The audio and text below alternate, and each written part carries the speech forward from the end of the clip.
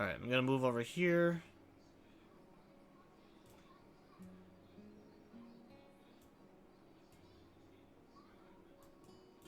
Oh, was I not flipped? Maybe that's why it looked so weird earlier.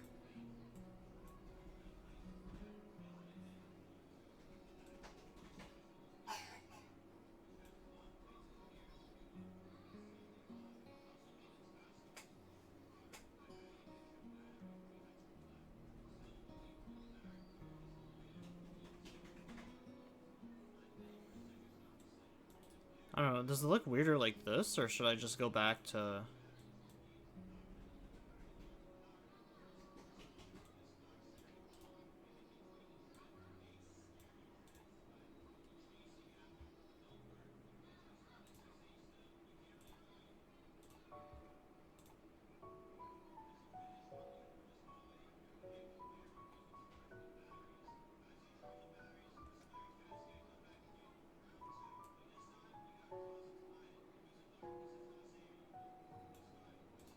Alright, there you go. I don't know why that...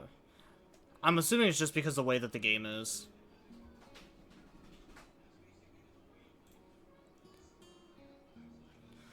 September 10th. Alright, we're on Don't Panic. Okay, why is the game not showing again now? What the fuck is actually, like, going on with my OBS?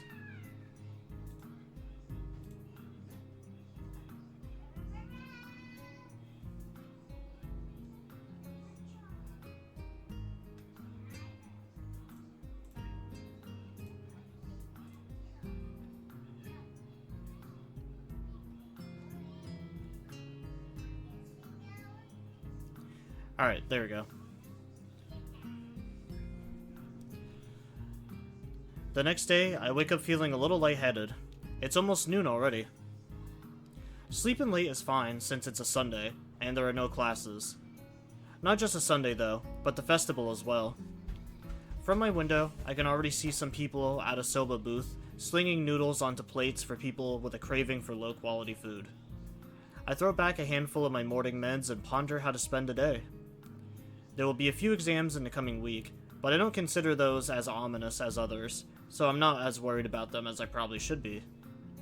With no urgent obligations regarding education, I should be free to spend the day at the festival as I like. Finishing my morning routine, I exit into the hallway, intending to go out and find something to eat.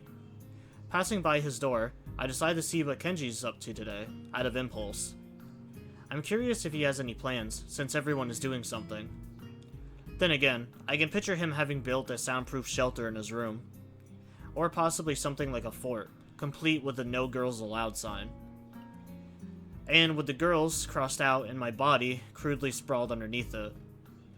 Knocking on his door, which is luckily devoid of any kind of sign, I hear again the unsettling click of at least 10 locks being pulled back. The door opens up a crack. Who is it? You're supposed to ask that before you open the door. Oh, it's you. Damn, it's early.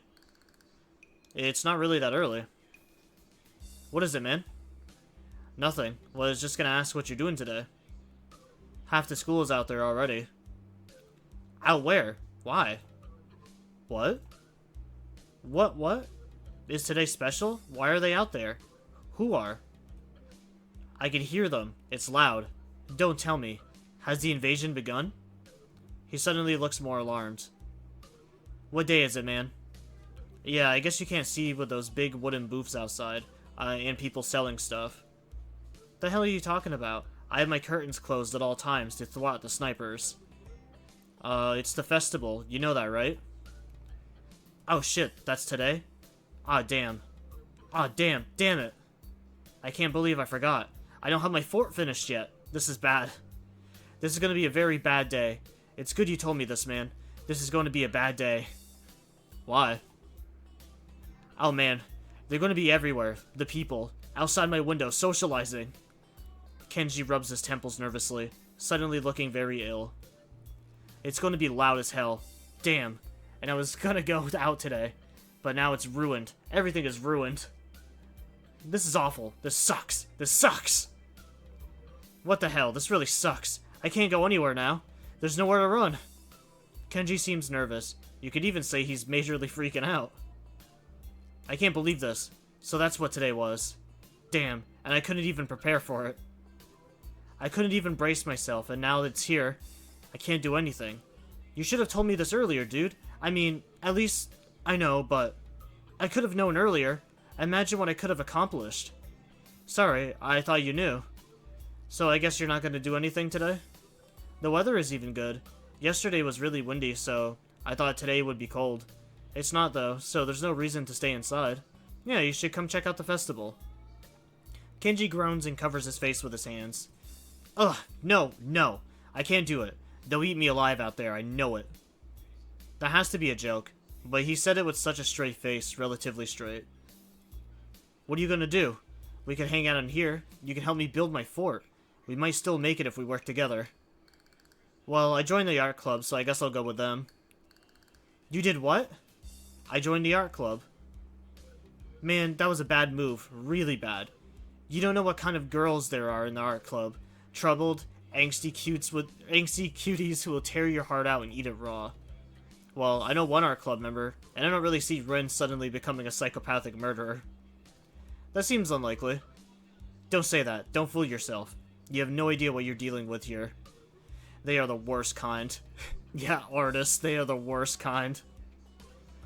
They drag you in with all this fancy-pantsy shit, and then when you least expect it, bam. Bam what? Kenji seems slightly fazed at my skepticism, but not even less loony. It doesn't matter. Tread carefully, man. Tread carefully. He fingers his scarf nervously, faster and faster, like he is trying to start a fire, then slowly begins to calm down once the panic attack finishes running its course. I'm gonna have to find some place to hide in, a safe haven, and then knock the lights out of myself so that I don't have any experience of this horrible day. I have the perfect thing for that. I must prepare now. Don't go to the festival. Okay. Later, dude. The door slowly closes with a low creak, and I don't know how to feel about what Kenji just said. The happy hubbub of the crowd greets me as I push myself through the main door and step outside. The school grounds were transformed into festival grounds over yesterday and this morning. Colorful stands line the main walkways from the main entrance to the school building. Some people are still carrying stuff to and fro, but behind most counters are relaxed students who look like they are good to go. Is it an actual thing, stuff to and fro? Some people are still carrying stuff to and fro. I just never seen that before. So I don't know if that's like a grammar error or if that's actually like how it's supposed to be. I have a feeling it says some people are still carrying stuff to and from. Most of the other students have been up early to finish the preparations. A feeling of guilt passes through me, but it soon goes away. I'm just a lowly transfer student after all. Some visitors are already strolling around the grounds. There are some young families with the perturbed parents trying to keep up with their overenthusiastic offspring. A few students of our own accompanied by their parents. And a lot of old and young people who are here for no reason, I can imagine. The carillon bursts into life, and the principal's squeaky voice announces the opening of the festival over the PA system. Everyone applauds politely, if a bit unenthusiastically. A school festival. We didn't really have festivals at my old high school. It feels kind of old-fashioned, especially considering the school I came from. But it's still somewhat exciting. A day off feels sweet after the first week of hard work, despite me lying on the hospital bed for 4 months prior to this. I recall even wishing that I could go to math lessons during my stint in the hospital. I can't remember the program for the festival, even though Muto went through it during class just the other day. I step off the dorm steps, intending to take a tour around the grounds to see all the stuff the others have set up, but I only make it down to the bottom of the steps. A few people are studying Rin's mural on the wall, while the artist herself is lounging on the sidelines, leaning against the wall and looking extremely bored and mildly under the weather. Good morning. Hello. How's it going? Nowhere. I'm stuck. What do you mean stuck? I mean, I can't walk stuck. I think my legs are out of order because of yesterday. Does it hurt? It's hard to say. Maybe. The strain of working on the mural was greater than she let me know. I thought it was just a bit of tired muscles or something. I mean to ask something further, but Rin swiftly moves on to another topic. Teacher's friend came by. Then they headed into town for lunch and asked me to go. It was a good thing my legs hurt so much. But you're stuck sitting there. That's not good. I'll just wait until I can walk again. It should be either sooner or later if you think about it for a while. Teacher was really happy that I finished the mural. He should be. But I wonder if it's finished after all. Oh?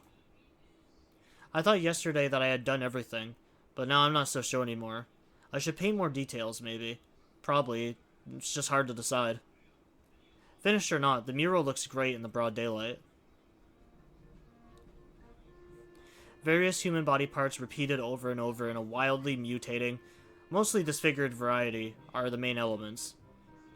They are rough-looking, as if thoughtlessly placed and rudimentary painted, but a great deal of thought and care has gone into each and every one of them. Does this one have a frog growing out of its head? It's a goldfish. What's that? It's nothing. No, I know what those are. Those are boobies. You can't fool me. Anyway, the wall is so wide I have to turn my neck from side to side to see the entire painting.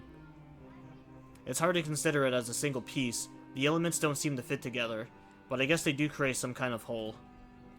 Abstract as it is, I have no idea what it's supposed to be portraying, but it looks nice. That's enough for me. I settle myself next to Rin, leaning against the wall like she does. The happy noises of the festival are becoming louder as more and more folk enter the ground. The dorms are far from the main attractions in the main building, and the stands around the courtyard, so most visitors have not found their way here yet. A somewhat bored expression settles on Rin's face, making her look detached from everything that's going on around her. She's being awfully quiet. I wonder if she's in pain. So, what did the art people have to say about your mural? My question wakes Rin from her daydreaming. She lazily turns her face towards me. I'm not sure. I think they liked it. Maybe they did. What about you? Are you happy with the mural? 'Cause I kind of participated. It'd be terrible if you were unhappy. Rin tilts her head, biting her lower lip. I think it came out decently. It's not bad, but it's not good either. It just is. I guess I'm alright at being empty-minded. Can I ask you something else? What does the painting really portray? I thought about it yesterday when you said that it doesn't portray anything. But that's a logical fallacy, isn't it? You can't make something out of nothing, not even art. Rin frowns and turns her head back towards the clouds. I don't know. I'm not really good at explaining things. It's just a mural. There was nothing special to it. I said it already. She sounds annoyed at my inquiries. I'm here to make inflammatory statements on the internet. And then turn my notifications off. How's it going, Cow? I didn't know what I painted, so I decided to paint a mural. It's a mural that portrays a mural. No, wait. I just thought of a better way to say it. It portrays itself. So, its muralness is at the maximum, at least as far as I can do. So if you think it has some meaning, I think that's the same as this one has. That makes no sense. Meaning I feel the corners of my mouth turning upwards into a smile that's just a tiny bit bothered. I have never understood art in the deepest meaning of the word. I get the basics, how art is supposed to be only a means for exchanging ideas and thoughts. However, I never learned how I should interpret a piece of art to somehow divine what the artist intends to say through it. Well, I see a lot of boobies. I don't know why she put boobies on the art mural. There's 2 boobies there. There's a lot of faces. A lot of puckered lips. That one's given like duck lips. A lot of feet. Maybe she's just like, she just has a lot of fetishes. She was just painting all of her fetishes on the mural.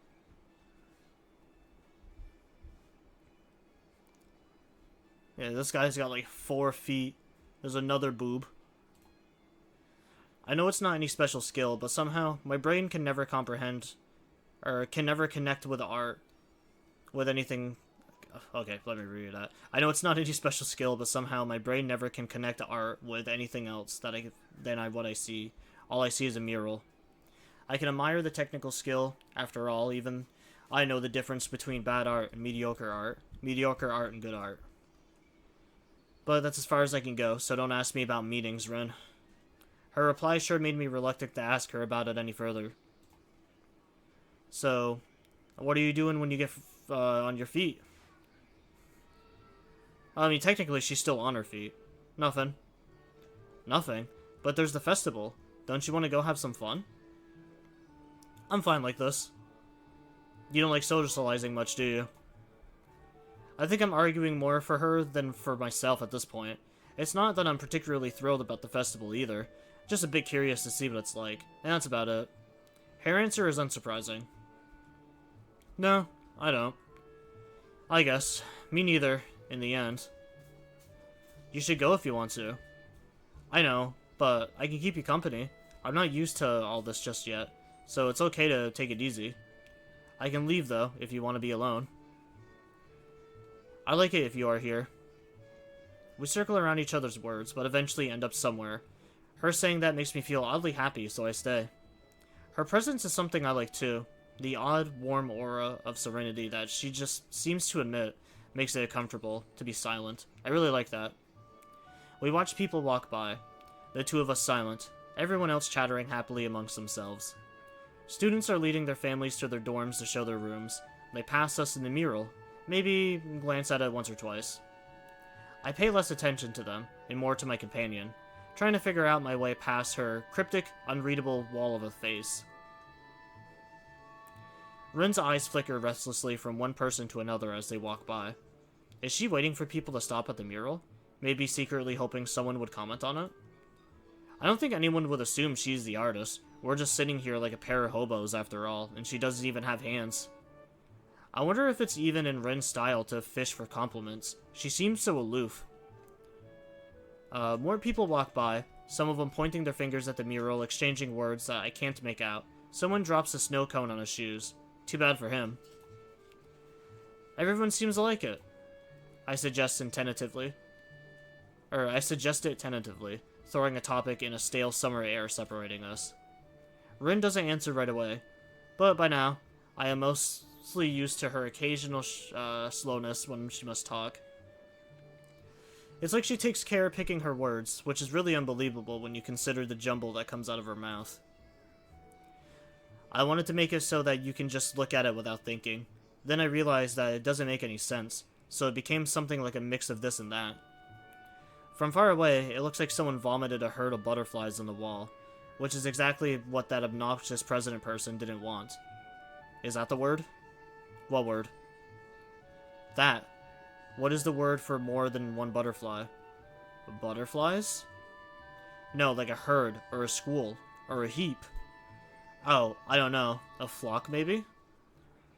Maybe. People like butterfly vomit. Rin looks at the mural, looking surprisingly unhappy. The middle could be better. Usually, I like in-betweens, but this was a pain in the butt. Not literally, of course. Then again, I did get that too. I guess it was literally, after all. Don't be so critical of yourself. She looks at me funnily, but shuts up. At about this point, I start thinking if I should really leave or do something more constructive with my Sunday. This is the pinnacle of social failure. A whole free day, a festival right outside my doorstep, and what do? Say here of Rin, two bystanders with nothing to do except to think what a pity it is to just be a bystander. Even realizing how pitiful it is, I don't do anything. I don't even stand up or take off for the day. Shuffle, shuffle. Fidget. Shuffle. Rin is shuffling about restlessly, constantly swinging one leg over the other knee and then back again. She has a very irritated look on her face. Is something wrong? Yes. No. Yes. She suddenly hops up on her feet. It's surprising. I thought she was still rendered immobile, but apparently that's not the case. I have to go find Emmy or someone. I need some help with something. I can help you. No, it's okay. One of us has to stay here in case something happens. Don't be ridiculous. Nothing even remotely interesting has happened since I came here, except the one guy who dropped his snow cone on his foot. Let me help you since I'm bored. So, what is it? Rin's lips flatten tightly against each other in an almost perfectly horizontal line. She closes her eyes and draws a deep breath. When she opens her eyelids, the frighteningly stern look in her dark eyes takes me aback. Hisao, you might not want to hear this, or maybe you do. I don't know, but it doesn't matter, and even if it did, you are not leaving me any choice. I'm having my period, and I need some help regarding that. However, I don't feel that our relationship is yet on the level where I could allow you to pull my underwear down in the girls' toilet even if you offered to. That's why you should stay here while I go look for Emmy. As blood rushes to my cheeks like the rising tide, my brains tried to just... you know, she's got a point, man. She didn't have to put it so graphically, but I mean, yeah, she's got a point. As blood rushes to my cheeks like the rising tide, my brains try to desperately search for an answer. But the only thing I could think of is how that was the most coherent thing I have heard coming out of Rin's mouth during these 4 days I've known her. Yes. Not wanting to meet Rin's eyes, I turn my face aside, pretending I'm looking at someone's parents. From the corner of my eye, I see Rin turning her heels and then walking off without a further ado. I feel like going to hide under some rock. I wonder how long Rin will be gone, or if she will return at all. She does return eventually, appearing seemingly out of nowhere, and sitting back to where she was next to my place. I'm back. She says it flatly, like my blunder never happened. I'd prefer to forget the whole matter as well, so I keep quiet. Time passes and stands still. The sun gleams from high above the main building. It hits me directly in the eyes, but I just squint instead of moving. My eyes! In a bit, it becomes painful to keep my eyes open just a little, and my temples start aching. My head hurts. I think this day gave me a headache. Can you believe it? Are you hungry? How is that related to headaches? It's not. I asked because I am. Her oblivious seriousness melts my irritation with its ridiculousness, and I find the corner of my mouth turning slightly upwards again. You know what? So am I. I'll go get some food for us. What do you want? My treat. Doesn't matter. Returning with the food, I give one portion to Rin, taking the other for myself, and we dig in without a word. Rin looks upwards, fork hanging out of the corner of her mouth. What are clouds? I always thought they were thoughts of the sky or something like that, because you can't touch them. You thought like that when you were a kid? No, last week. Maybe because sometimes my thoughts feel like clouds. Fluffy and white and slow. Like the sky was in my mind. Like my mind was in the sky. The sky of your mind? Close your eyes and think of sky. You won't be able to think of anything else until you stop. I try it. It works. Magic? Opening my eyes, I see Rin studying me with her eyes. It feels uncomfortable because she doesn't say anything. I turn away. Clouds are water. Evaporated water. You know they say that almost all of the water in the world will at some point of its existence be part of a cloud? Every drop of tears and blood and sweat that comes out of you, it'll be a cloud. All the water inside your body too. It goes up there sometime after you die. It might take a while though. Your explanation is better than any of mine. Because it's true. That must be it. I carry on eating the food before it gets cold. The wall offers a bit of blush shade as the sun revolves around the dome of the sky.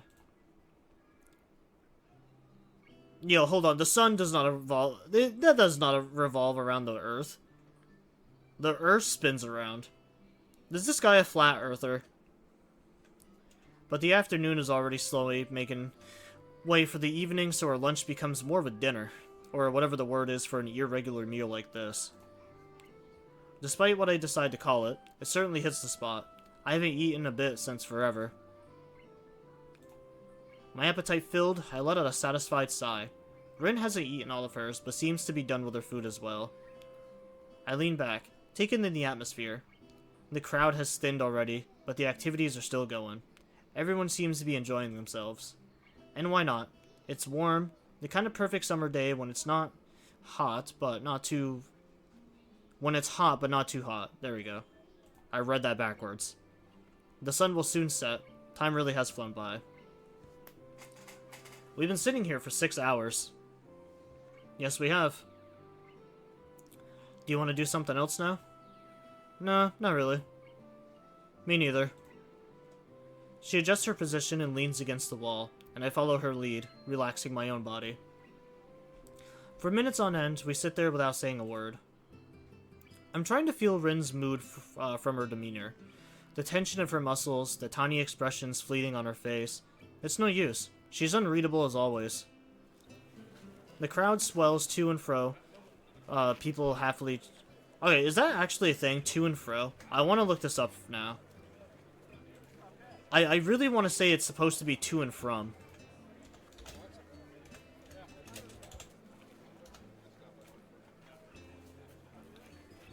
Oh wow, it is an actual thing. To and fro. And a constant movement backwards or forwards from side to side. To and fro. Okay, I didn't think that was an actual thing. The crowd swells to and fro. People happily chattering with each other. Very few people pay real attention to the mural, and even less to us. I fiddle with a few odd pebbles absentmindedly. The act of doing something just for the sake of doing something. The pinnacle of idleness.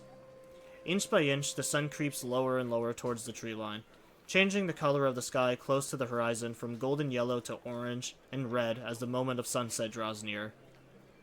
I feel like my stomach is filled with lead after eating so heavily, but the brick wall feels surprisingly comfortable against my back. I try to fight against the drowsy feeling that is overwhelming me, to no avail.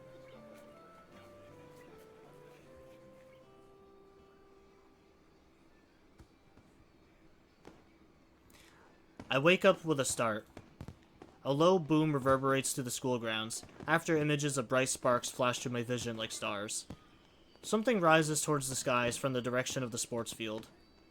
A trail of fire trails behind it, until a burst of red and yellow flame lights the sky high above the school with another loud boom. Fireworks.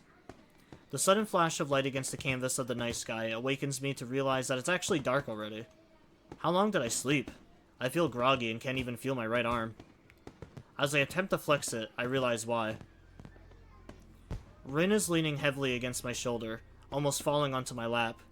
She is fast asleep, not even fazed by the fireworks. Oh, I kind of figured we probably fell asleep together. That's kind of cute. Her mouth is slightly open and her eyes are peacefully closed. A sleeping, childlike face of innocence. I shake Rin gently with my free arm, trying to wake her up, or failing that. Move her so that my other arm is liberated from its pinch. Rin's face twitches and her eyelids shut tighter, as if to resist against waking up. She gradually opens her eyes but keeps them half closed, letting the light from the fireworks sneak just past her eyelashes, so that her green irises mirror the bright flashes of the explosion, then looks up at me and frowns. Just a while longer, okay? Rin's voice is drowsy and slow, leaving her almost unintelligibly muttered words hanging lazily in the air. It seems she is not entirely aware of the situation. Rin's head drops back into my shoulders as she leans against me with all of her weight. She snuggles against my side, trying to make herself comfortable but making me feel very uncomfortable at the same time. I become intensely, almost painfully aware of Rin's warm body and the deep, peaceful movements of her chest against my arm, her breathing soon returning to the even rhythm. I can't help admiring her gift for sleeping, or the ease of mind of hers to use someone she has known for less than a week as a pillow. The rockets rise up to the sky one at a time, breaking into flowers of red, green, and gold, accompanied by oohs and ahs of the audience. I try to push Rin's disconcerting proximity out of my mind. For what I can do about it, I just hope her short while really is that. One by one, the glittery bursts are born and died in a blink of an eye, coloring the dark night sky with a constantly changing abstract painting. I listen to the low booms of the explosions and Rin's quiet breathing, trying to clear my own head of the post-awakening disorientation. Thankfully, just a while longer really proves to be just a while, as Rin stirs from her slumber and wakes up again before the fireworks are over. I fell asleep. She finally opens her eyes completely and blinks a few times. You fell asleep on top of me. Twice. You didn't like it? Well... Despite the inconclusive stammering, Rin sits upright, drawing herself away from me. Well, you are heavy. It's a lie. She weighs next to nothing, but I have to get a jab back at her, even if it's under the belt. My mock protest fails to draw any reaction as Rin's attention is drawn upwards to the flashes of fireworks. She seems hypnotized by the colorful play of explosions. A slight tingling sensation goes up and down my arm as blood starts to circulate again. It's unpleasant, but it helps me get rid of this dizzy feeling. One more rockets rise up to the sky, the bright colors of their explosions reflecting from the clouds. God, I hope no one has seizures. These fucking lights are kind of annoying. Both of us stare at the fireworks fixedly. Fixedly through the canopy of trees, enthralled by the show. We would get a vastly better view of the sky if we moved even a couple of yards, but neither of us bothered to suggest it. I really do like fireworks, even though looking at them makes me feel kind of sad, I think. It's like they want you to look at them so bad that they are loud and bright, but when someone looks, they're already gone. It's like they were not even real. They are real, I can tell you that. All of this is real, you know? If you think about it, nothing really lasts for long. Even something like my life or yours is just a blink of an eye in the history of everything. Like one of those rockets. Poof, and we're gone. But we're here, aren't we? Yeah, this is reality. Rin sitting next to me, the loud bangs of the fireworks, the vast unlimited sky. These things are definitely real, even though they won't stay here forever. I feel warm inside, and I wonder if it's because Rin's so close to me, or just the feeling of being alive. I don't really know what I should say next. It's alright, maybe I'm just talking to myself. But you know, fireworks are pretty. But in the end, isn't it somehow silly to spend so much money on a fraction of a second worth of a pretty sparkle? Rin rips her gaze off the still ongoing spectacle and leans backwards, looking at me with a repulsed face. Wow, I never expected you to be such a cynic. Cynic is a pretty harsh word. Rather than that, I think of myself as a realist. Isn't a realist just a word for what a cynical person calls himself? The final rocket goes out with a bang of silver and blue, leaving the grounds eerily silent for a moment until the crowd starts moving towards the main gate like a cattle herd. Wisp of gray smoke drifts towards the dorms from the sports field. The pungent, sulfurous smell of gunpowder it carries along feels like it sticks to your hair and clothes. Was that it? I think so. I stand by and stretch my sword back. Sleeping against a brick wall wasn't such a good idea after all. Rin stands up as well and turns to face me, with an expectant gaze on her tired features. Although she seems to have trouble focusing her eyes, she is looking straight at me, something I feel has not occurred too often in the past week. So... I suddenly realized we had been almost on a date here, as if by accident, even if we did nothing. But it wasn't, so why is blood rushing to my cheeks and my speech stammering? I don't know what I should say, especially since it seems Rin is waiting for me to say something, but luckily she solves the problem for me. Good night, Hisao. She gives me one more lingering look, measuring me from tip to toe, turns around on her heels and skips off, disappearing into the crowd. Okay, good night. I'm left standing there, giving my response to the cooling night air. Sigh. The festival turned out to be nothing like I expected. I ended up spending all day in one spot with Rin, even though neither of us agreed on, nor suggested that we do anything. I just didn't have anything better to do, and evidently neither did she. Rin's warmth lingers for a while on my body before disappearing into the falling night. Ah, man, it's gonna make it really hard to figure out who I'm gonna decide on. Oh, wait, animated cutscene? Let's go.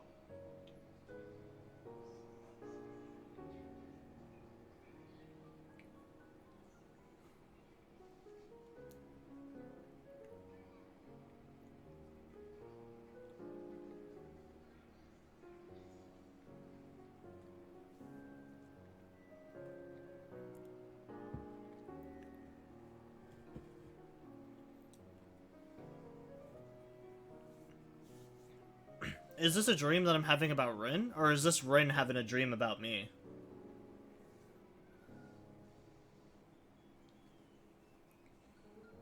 Act 2. Disconnect.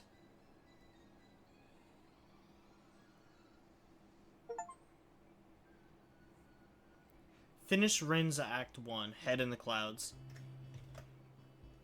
So I know I don't have very many trophies in this game yet.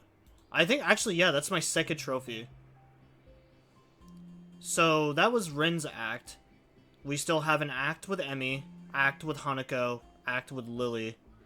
Reach Emmy's good ending, reach Hanako's good ending. Finish Shizune Act 1, because I guess we haven't hung out with her enough. Reach Lily's good ending, reach Rin's good ending. Shizune's good ending. Reach Emmy's bad ending. Reach Hanako's neutral ending. Reach Hanako's bad ending. Reach Rin's bad ending. Shizune's bad ending. I don't know, so there's a lot of different endings, I guess, with each character. What did you do, honey? It's blood Yeah, from what? from my boo-boo on my face. Why are you picking at your face, kiddo? Well, it hurt.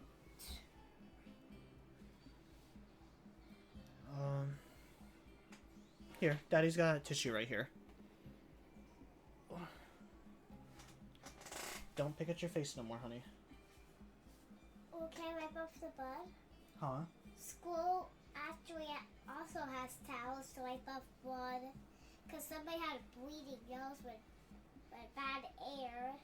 Yeah, they had a bloody nose. Daddy gets those a lot, too. There you go, honey. Love you, kiddo.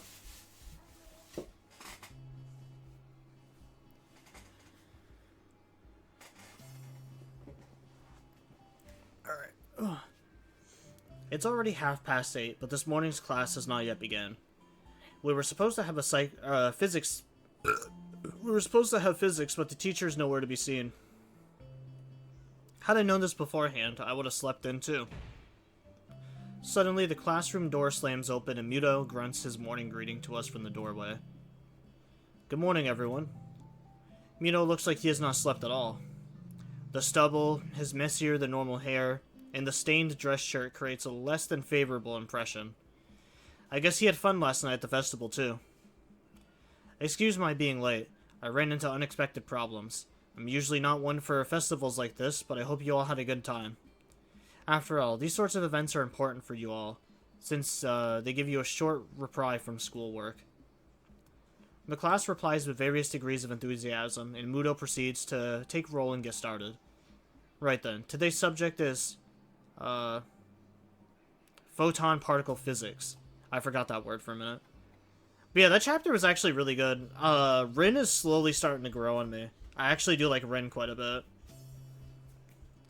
Before long, I have, descended into a comfortable coma-like state along with the rest of class, letting Muto's rambling speeches pass through one ear and exit the other without leaving a trace. Now, who could tell me the solution to this problem? He's written a rather easy equation on the blackboard. Desperately, he tries to get the class to participate. Nobody? Come on, guys. Naki, how about you? Unfairly singled out and cornered, I give him an answer. It causes his shaggy features to twist into a genuine smile that would scare little children senseless. Precisely. Good work, Naki. I'm both disturbed and honored by the fact that he can remember my name, only 1 week after I transferred here. From what I've seen, Muto has a serious trouble remembering the names of anyone else in class, and most of them have been here since the first year. The room settles into a dreary mood, students and teachers alike trying to get back on track after the festival. I figure last week must have been frantic for everyone. Not a minute too soon, the lunch bell rings. Make way, important business! I turn my head just in time to see other people scatter out of the way as someone charges from the far end of the corridor towards the stairwell. Oh, it's definitely gonna be Emmy. It's too late to realize that I'm standing in the middle of the corridor, directly in the way of the oncoming human projectile. I try to skip back towards the doorway. Unfortunately, the person running towards me dodges the same direction. In the following fraction of a second, several things come to mind in a sequence. Yeah, almost simultaneously. First, I recognize that the girl who is on a collision course with me is Emmy. Alright, fucking called it. Second, I realize that it feels somehow very natural to be tackled by Emmy once again. I could feel almost comfortable if not for the reflective panic and terror. Third, Emmy seems to be carrying a foot-tall stack of papers while running in the hallway. She crashes into me, but at least the impact was a grazing one on my arm this time. Owie! Why does this always happen to me? Gee, I wonder, could it possibly have anything to do with you running through the corridor like you were on fire? She whimpers regrettably, looking like a hurt puppy. The sight makes me regret my snappish comment the very instant it emerges from my lips. But I was in a hurry. I can tell. Sorry. Don't worry about it. Emmy wails leakly one last time and rubs her forehead, as if to expel the ache while her gaze sweeps over the hallway floor. As she notices her neat stack of papers spread all over the floor in one big mess, she lets out a horrified yelp. Ah, the printouts! Oh no, what am I gonna do? Teacher will give me hell if they get dirty. They're probably fine, let's gather them back up, it won't be a problem. We quickly round up the papers and Emmy tries to sort the scattered pile in her hand, back into an orderly stack it was. Where are you going? Nowhere in particular, I guess. I didn't want to be left alone with Muto in the classroom. I think he has a hangover.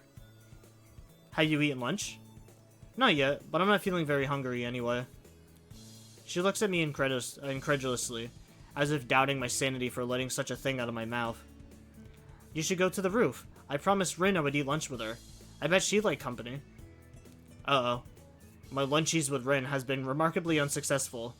Or my lunches. Why did I say lunchies? I thought he was gonna say, uh-oh, maybe my munchies are kicking in. I don't know why I read it like that. I know where this conversation is going, and it's hard not to get drawn along, so I have little choice but to play ball. Okay, I'll go pick up some bread or something first. Emmy smiles brightly before I say anything further. No, I'll go and deliver these super quick, and then go buy lunch for us. And Rin too, of course. What kind of bread do you like? It's fine, you really don't need to. Don't worry, it's alright. Consider it an apology. I'll be back before you know it. That's what I'm worried about. You don't get into another incident. Emmy starts walking down the hall, but since she's still talking to me, she isn't watching where she's going. I won't. Famous last words. She's already jogging down the stairs as she shouts that not-so-reassuring promise back to me. Sighing quietly, I start plodding along in her wake, but instead of taking the stairs down, I climb upwards. The stairwell up to the roof is unlit, and just as creepy as it was before. The door squeaks weakly in protest as I push it open. Rin is there too, like Emmy said, lying on her back at the other end of the pebbled cupboard rooftop for some reason. Predicting something unnecessarily strange again, I walk to her as slowly as possible. Hello. She sounds very drowsy as she says that, stretching at the end of the word with a slurred voice. Despite that, her eyes are wide open. I look down at her, my shadow overlapping her face. What are you doing? Rin raises an eyebrow. I thought you had a heart problem, not an eye problem. She answers, challenging the rationale of my perfectly valid question without even tilting her head up to look at me. Rin's smartass comments are infuriating. The worst thing is that I'm not sure if she's doing it on purpose or not. Alright then, let me rephrase. Why are you laying on your back on the rooftop? She gives a lazy shrug and sniffs decisively. I'm trying to experience. People probably don't do that enough. What exactly are you trying to experience here? I can't really tell, but there's probably a reason people don't do whatever. She's playing dodgeball with me again, answering my attempt at small talk with riddles I don't want to puzzle out. But I don't want to ignore her either. Yeah, but the reason is that everyone is too busy with their lives to pay attention to the really important things. Like watching the sky. She tears her gaze away from the sky and finally looks straight up at me. The penetrating deepness of her eyes, once she focuses on them, is startling. You know, if you were a girl, I would be able to see your panties. If I was a girl, I wouldn't come this close to anyone who tried to sneak a peek at my panties. I have that much common sense. I wouldn't either, but sometimes it can't be avoided, like now for example. To tell you the truth, I don't really want to peek at your panties though. Underpants are the soul of a girl. You shouldn't peek at someone else's soul, even if you aren't a girl. As a guy, I guess I can understand that. To us, there is some sort of half the mythical object that we can't quite comprehend. Yeah, that's exactly how I feel about them too. What a coincidence. It really is. So, did you have the world history this morning? I skipped class. To do this? Well, I'm not actually doing what it looks like I'm doing. Or at least I think that I am doing doesn't look like what I look like. But from your perspective... Yeah, I skipped class to do this. I guess whatever your reason is, it's as good as any. Giving in to the tired feeling in my legs, I sit down on the rooftop next to Rin. The pebbles are not the most comfortable bed in the world, but if she can stand it, then I should be able to as well. What are you waiting for? Huh? Try it. I bend my neck backwards to take a look where she is looking. The silvery blue sky dotted by herds of cloud sheep fill my field of vision entirely. While it's pretty, the view is nothing special, even though the weather is fair. I give a shrug, trying my best to imitate the nonchalant manner in which Rim seems to have evolved to perfection, and lie down on my back.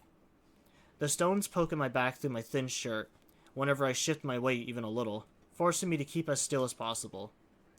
I try to ignore the discomfort in myself, instead concentrating on the vastness over us. Far above, the summer clouds drift soundlessly across the dome of the sky.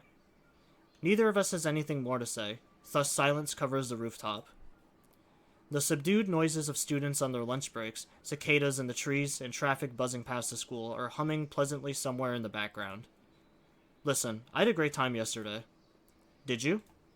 Well, to be honest, no. But it was alright. It was probably the longest time I've ever sat in one place without doing anything, which is kind of impressive. I try to make it sound as convincing as possible. Is that impressive? I think it is. I'm usually too restless to do anything like that.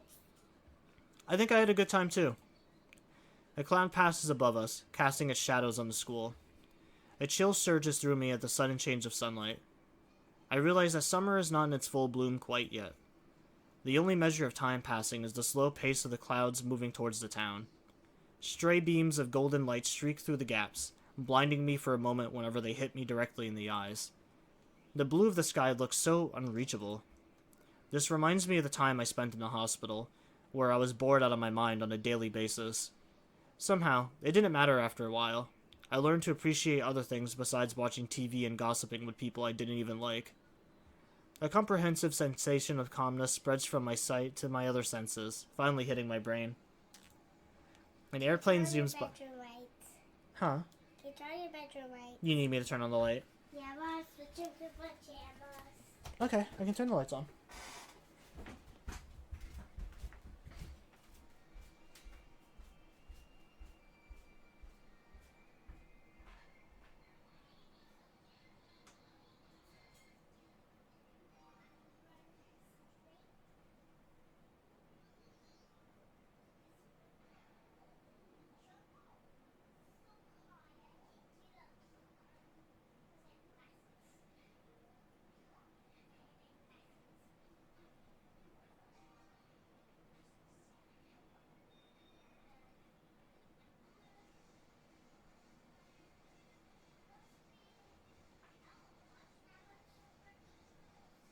Yeah, you don't watch Funkies.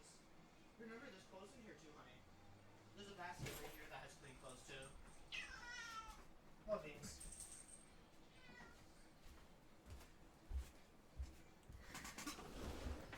Man, I had a good rhythm going there in my reading too, and my kid just had to disrupt it.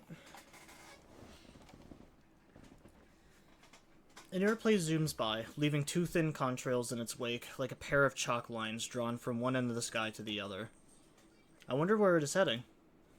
A low din of its engines carries all the way down to my ears, although it's barely audible over the racket from the quad. It's nice.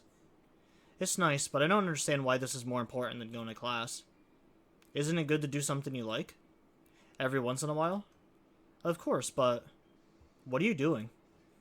Emmy has snuck up on us without either noticing and is only a step away from me, holding several packages wrapped in plastic film in her arms.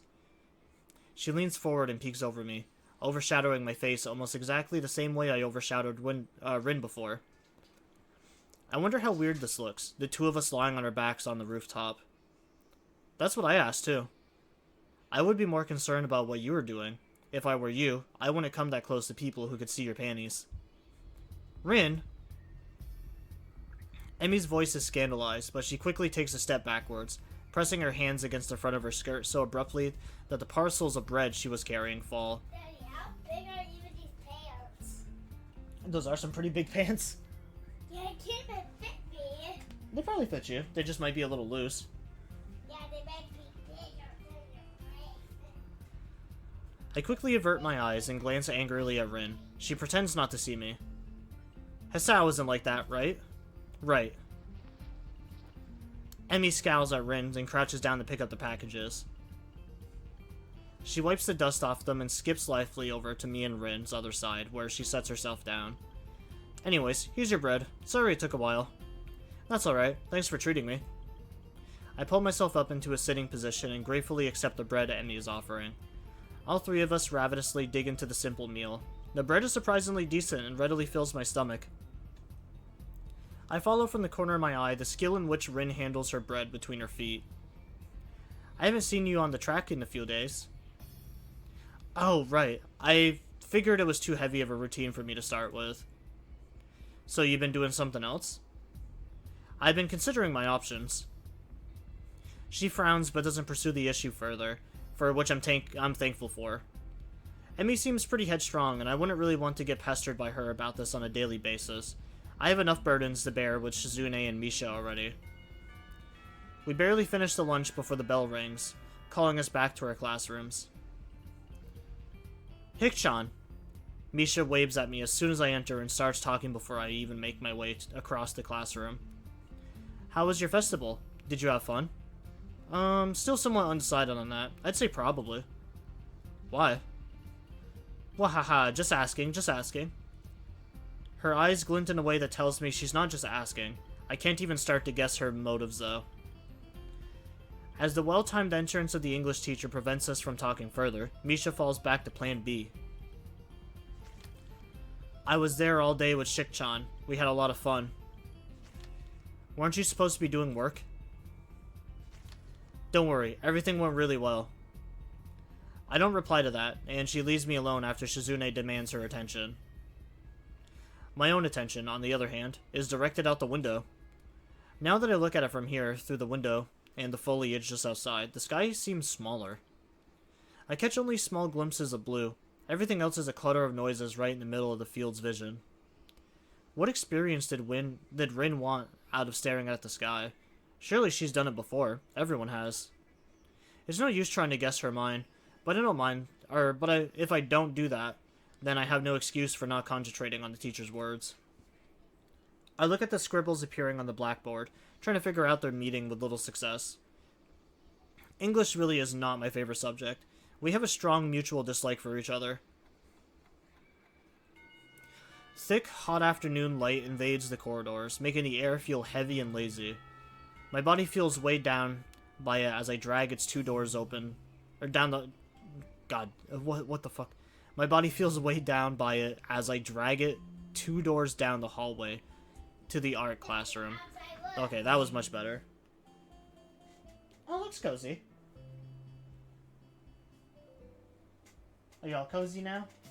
Yeah, more.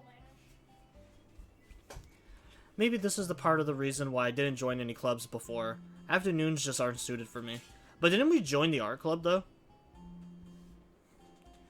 I knock on the door of the art room and open it. A girl who was possibly doing something important with a scroll of paper she's carrying turns to reckon me, and smiles in a sweet, if a bit confused manner. So, there's Rin. This guy looks like he's blind, so that must be the blind student that she was talking about. That girl there seems pretty normal. I don't really know what's up with her. And then this guy has something wrong with his ear.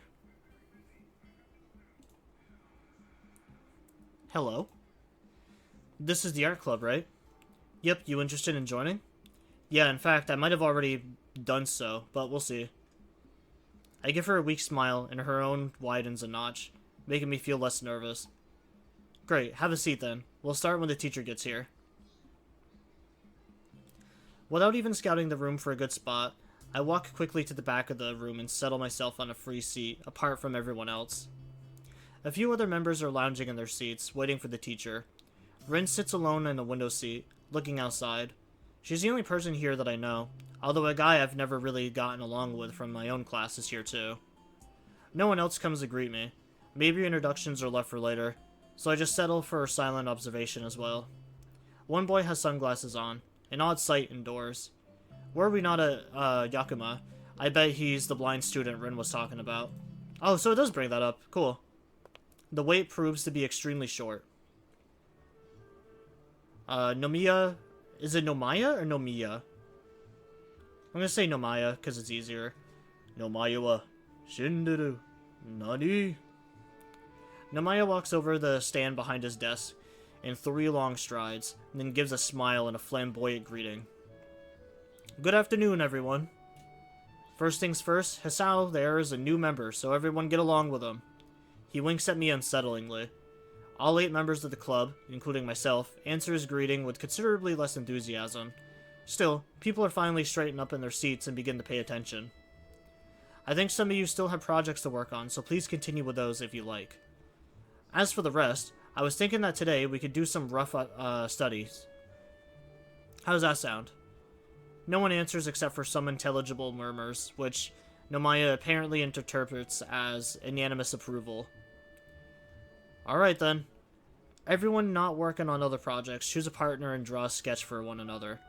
You should be able to complete this today, but if not, we can continue it next time, or even do it again if I find it interesting. Remember to pay attention to lighting and shadows and give it your best. Pairing up, I feel pretty awkward about it, hardly knowing anyone here. I wish someone would ask me to be their partner. People stand up and move their chairs closer together, but nobody comes to me. Pretty soon, everyone else has paired off. Friends team up with each other, but I'm left alone. Well, there is Ren. She's sitting in the furthest corner of the classroom, still staring out the window, and seemingly uninterested in taking part in the exercise. Since she's the only other person left without a partner, I walk to her seat. I can't see her face because her hair is covering most of it, and she's looking away from me. Also, we just barely finished Rin's chapter, and I feel like I'm still spending more time with Rin than anyone else. Rin?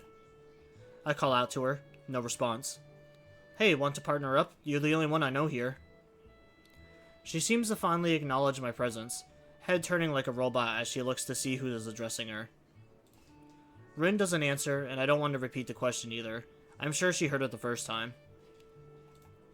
Why doesn't she say anything? It can't be such an awful fate to be paired up with me, can it? She doesn't even look at my face, and instead stares directly at my chest and stomach. Oh, okay. Why not? Okay, good. Great. I'll get the stuff for us. Looking at the equipment Nomaya has prepared for today's meeting confuses me. Instead of graphite or pencils, we are apparently supposed to do ink sketches. I've never done anything like that before. The teacher, however, seems confident in my abilities to adapt to this medium. Simple. First, you do the outlines in ink, you let them dry, and then you shade with the diluted ink. This is called India ink. It works like watercolors.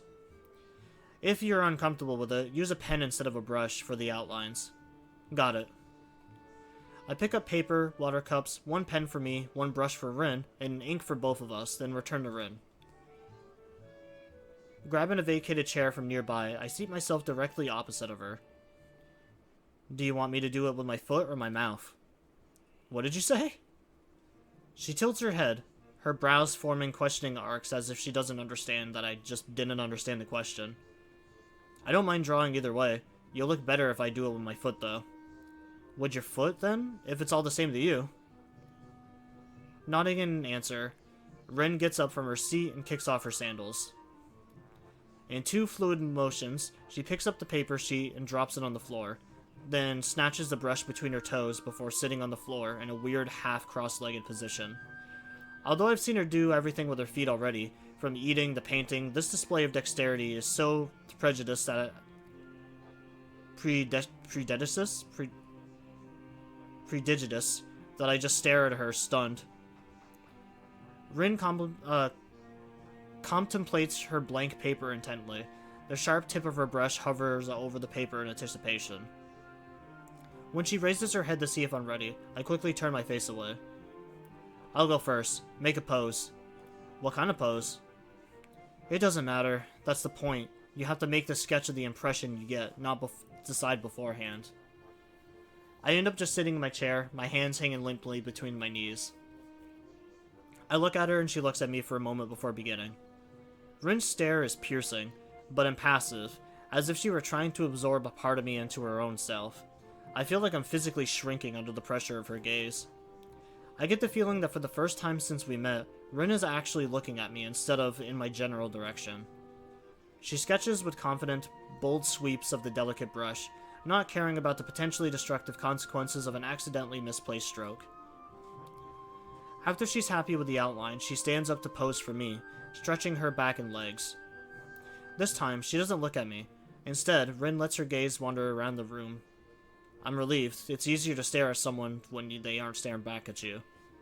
Even so, I find it hard to get the sketch going. I'm not especially artistically talented, so I'm scared my portrait will turn into something disfigured, especially when compared to my partner's skills. I don't want to embarrass myself too badly on the first try. Rin is not helping the process either. She doesn't stand still for even 10 seconds, tilting her head from side to side to judge her drawing, biting at her lower lip, looking unsatisfied, and constantly shuffling around like she is on hot coals. I finally managed to make some headway on my sketch, and with my outline done, we both start inking the shadows and lights. Namaya passed by and remarks in the beginnings of her sketches. Very good, standing figures is easier for a beginner to get the grasp of. But I didn't choose the pose. I look at him and then rein in confusion, but he's already moving on to the next pair, and Rin seems unresponsive. Just like when she was painting the mural, Rin has become so engrossed with her work that it seems she has shut me out. The classroom and the entire world itself from her own little sphere of existence. Every now and then she leans backwards, seemingly to get some perspective. Sometimes she bends forward, leaning down until her nose is almost touching the paper.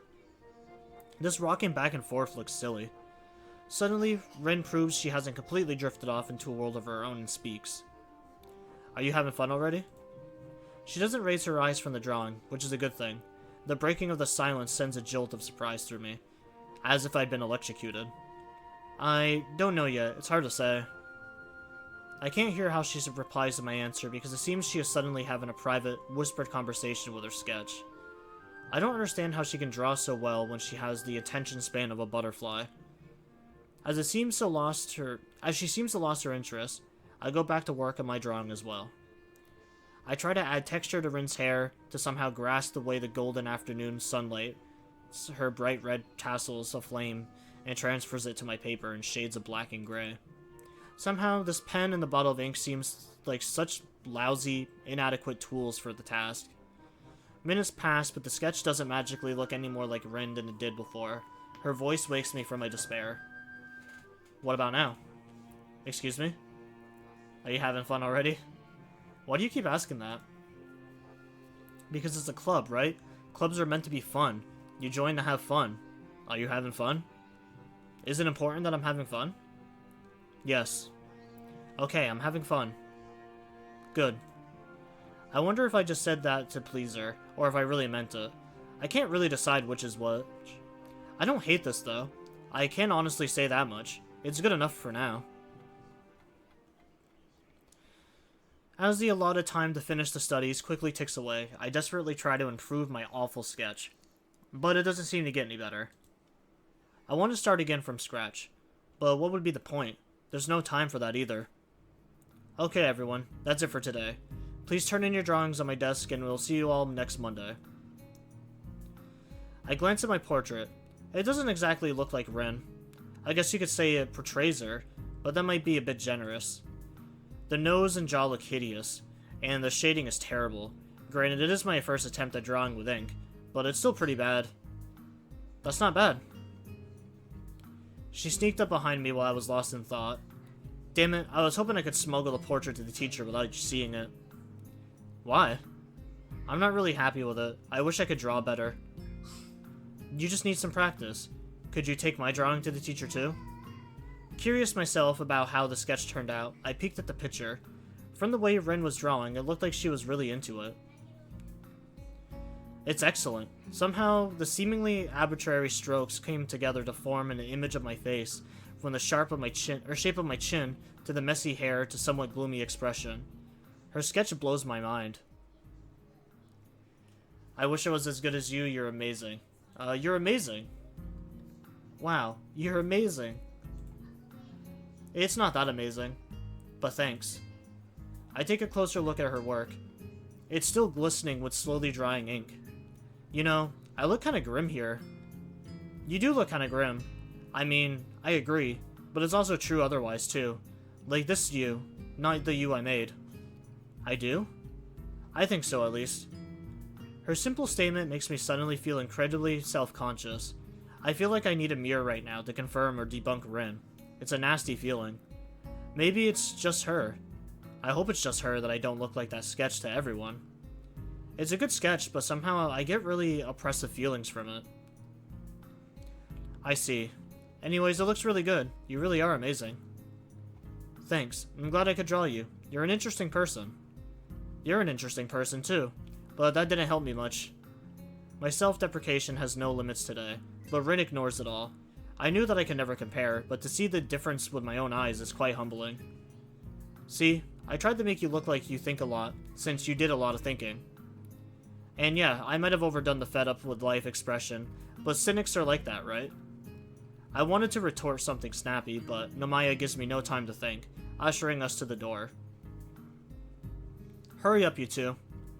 While we've been chatting for the rest of the club has taken their leave. I quickly pick up our drawings and take them to the teacher's desk before hurrying after Rin, who has already left the classroom. She's not in the hallway to my surprise. I wonder where she managed to run off in just a few seconds. Would have been nice to talk more.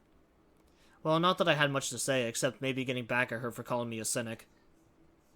It's surprisingly late. I already got used to the school ending at the same time every day, so I can feel the extra hours in my head, and my gut. My growling stomach reminds me that I am absolutely ravenous. I'm so hungry that I dared to try anything the cafeteria staff has deemed edible. You know, maybe you should have actually ate a bigger lunch than fucking bread. Even when I see today's delicacy fried mystery lumps, my steely resolve doesn't fade. I stuff the dinner down without tasting it at all, which is probably for the best. I don't have much homework to do, but what little I have won't get done by itself, so I stroll to the dormitories. Preparing for the post-homework lull, I knock on Kenji's door. He responds from the other side, although I can't make out what he said. I try the door, but it's locked. After several seconds, the locks click open and he opens the door. Hi. Hey, can I borrow a book? The library was already closed after I got away from my club meetings. He is squinting even more than usual, and his eyebrows are twitching nervously. Club? That's dangerous, man. Indoctrinations, groupthink, brainwashing, you name it. High school clubs sow the seeds of conspiracy. Do you know how many secret societies have grown from high school clubs?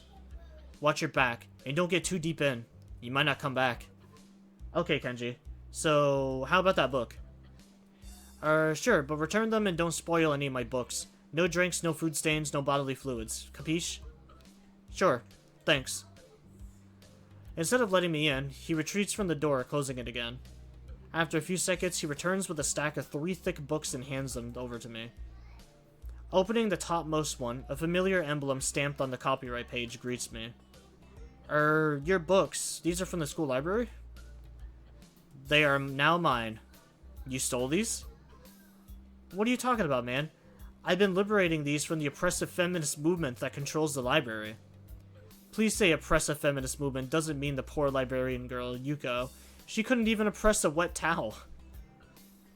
Kenji turns away, mumbling something I can't make out, and closes the door behind him. Before I go into my own room, I enter the bathroom while washing my hands, my eyes, and catch a reflection from the mirror above the sink. I try to look for the grimness Rin saw in me, but it's just the usual me inside the mirror that stares back. I attempt to tell myself that this is what I've always looked like, but I realize I don't remember what I looked like half a year ago.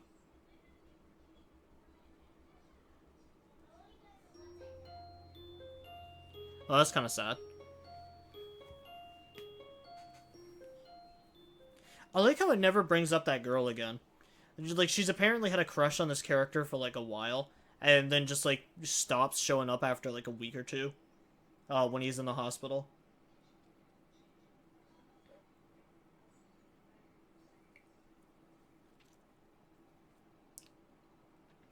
I guess she really didn't like him that much.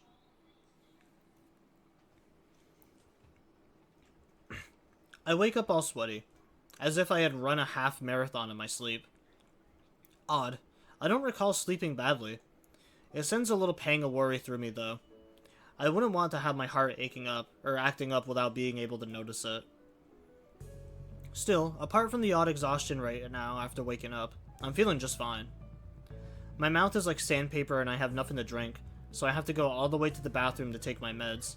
On impulse, I decide to take a shower while I'm at it. While I'm in the shower, I make up my mind that this counts as a morning exercise if I properly consider with a nice half-hour walk after school. Obviously, I wouldn't want to risk possible complications by going running now. Besides, Emmy will never know, and I think she's given up on me in any case. Walking could be nice. Anyway, just get to know the area. There's a big forest in the hills behind the school, or I could go down to the convenience store.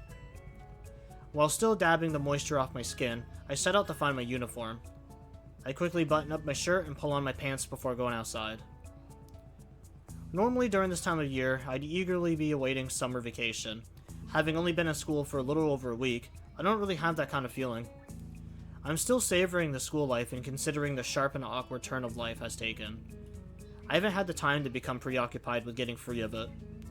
Besides, once vacation hits, it'll be a nice surprise for me if I'm not expecting it, especially with the end of term exams looming ahead. At least I don't have any catching up to do with my studies. My diligence has finally paid off. I push myself past the boys gathered at the doorway and flop onto my seat. From the corner of my eye, I can see Shizune and Misha pause their unavoidably animated conversation and turn almost simultaneously in my direction. They clearly want something from me. I can tell from the way Shizune smiles. It's too obnoxiously bright to be sincere and too calculated to be spontaneous. Good morning. Her greeting is made of 100% cheer and bursting energy. Morning. I failed to put either of those into my response. You don't look very energetic. No wonder, I don't feel very energetic either. I think I didn't sleep well, but I'm not sure. She slaps me in the back and grins. Cheer up a bit, it's a great day. I catch Shizune's eyes. She has a strange, focused expression on her face, but she furrows her brow a little at my direction, or my direct eye contact, and looks away. For a moment, I think that Shizune caught a glimpse of my worries, somehow, and is pondering how to respond, but then she quickly straightens her glasses with her expression. Anyway, we're wondering if you're still interested in the student council position because we're going to make an offer that you can't decline. Wait, what? I wasn't really interested in the first place. You're putting words in my mouth. Not as such, but wouldn't it be nice to hang out with us every day while also being useful to your school? Well, to tell you the truth, I kind of joined a club, so it'd actually be sort of hard for me to join the council too, even if I wanted to, which I don't, as I said. Is that so? Which club is it, Hikchan? The art club. Shizune's eyes glint in a sinister way as she scowls at me. With the way she looks, I'll be expecting the art club to lose its funding before lunch break, or the art teacher to mysteriously disappear from the face of the earth. Before she manages to comment, the teacher finally enters the classroom, getting Shizune and Misha off my back, and sending everyone rummaging in their bags for books and pens. I did join the art club, but the first meeting didn't really boost my confidence. I'm not really sure what I'm doing it for. I wish I could draw like Ren, but I don't know what I would do if I could. To what end would I use such a skill? I don't really know. Ignoring the teacher's sleep-inducing voice, I opened my textbook to an empty page and pressed the needle-sharp graphite tip to the pencil onto it. What to draw? I can't really think of anything good to draw.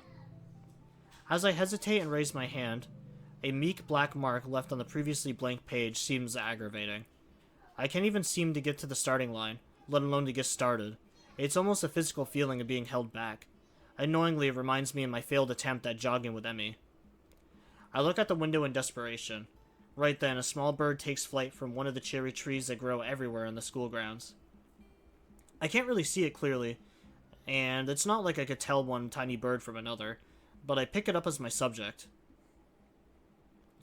Conjuring the image of a bird in my mind's eye, I turn my gaze back to the notebook and deliberately draw a few thick lines across the paper to get started. It seems to be mocking me, as I can't follow up right away. Still, it's a start. Getting started is good. I slowly sketch the picture on the notebook page, the image in my brain becoming clearer as the drawing takes shape. It's really nothing, just that nameless nothing bird on a page. But that's not important. My hesitation fades into the background, along with the teacher's voice as I continue my struggle. The feathers form a simple pattern in my mind, but on paper it's a mess of too many rough lines despite my best efforts. I realize that I don't really know what a bird's wings should look like, even if I try to think about it. I even put the pencil down and closed my eyes for a moment, trying to trace the shape of the wing in my mind. Being this serious about it all of a sudden makes me a little frustrated. Art class in middle school was the easy class in between exhausting subjects like math or Japanese. But there's this other side to art, the one that you see when you don't fool around. It's almost like a completely different thing. Hik-chan? I look up and see the two girls staring back at me. Misha and Shizune have carried their chairs to my desk and are now standing by my sides, looking at my drawing. How long have you two been there? I think you need more practice. Shizune draws a sharp sign in the air between herself and Misha. Shik-chan agrees. Rin said the exact same thing yesterday, but why did it sound less condescending? You shouldn't judge before I'm finished. Besides, don't you know it's bad luck to see an unfinished piece of work? Misha cracks in exuberant laughter. What? Don't be silly. There's no way that could be true. Whatever. Shizune's eyebrows further dangerously, and the movements of her hands become abrupt, like the slashing of a knife. You should learn to take constructive criticism better. I would if you'd actually offer some. I know I'm getting too defensive and that Shizune has taken advantage of it, but I can't help it. What are you two doing here anyways? Misha wags her finger astonishingly at my nose. Tis tis, Hik-chan. Were you not listening to the teacher at all? We have a group assignment now. I nod bleakly and let them take the lead. So, what do you think of the lesson for today? Not much of anything. I didn't listen to a word of it. Misha slaps her forehead and shakes her head theatrically. What are we going to do with you, Hik-chan? Luckily, Shizune and Misa together are more effective than 3 or 4 normal people, so I can mostly slack off on this assignment. I try my best to offer at least some assistance, but I end up being mostly useless. The teacher keeps us in class 5 minutes past the lunch bell, but eventually lets us off the hook. I quickly stuff my books into my bag while Shizune and Misha carry their chairs back to their own seats. The failure of the bird drawing ends up crumpled and stuffed into my pocket as I hurry outside. Wow, that was a really fast one. Alright. I guess these days are going by a lot quicker now. After that morning class and throughout the week, I keep bumping into Rin. Hello.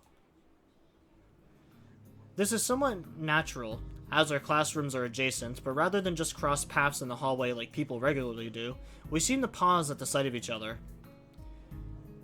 We inadvertently end up talking a little bit, or just silently hanging out together. I think I'm getting used to being quiet in Rin's company, as it doesn't feel as awkward anymore. I am, by nature, somewhat introverted like her, so we fit together well. I think it's actually an anomaly for someone in this school to be so quiet. Most people here seem to love socializing. It's something that I've noticed already, even though I haven't been here very long. People here talk a lot, and they talk all the time. It's a rare case when I see someone sitting alone, just spacing out or whatever.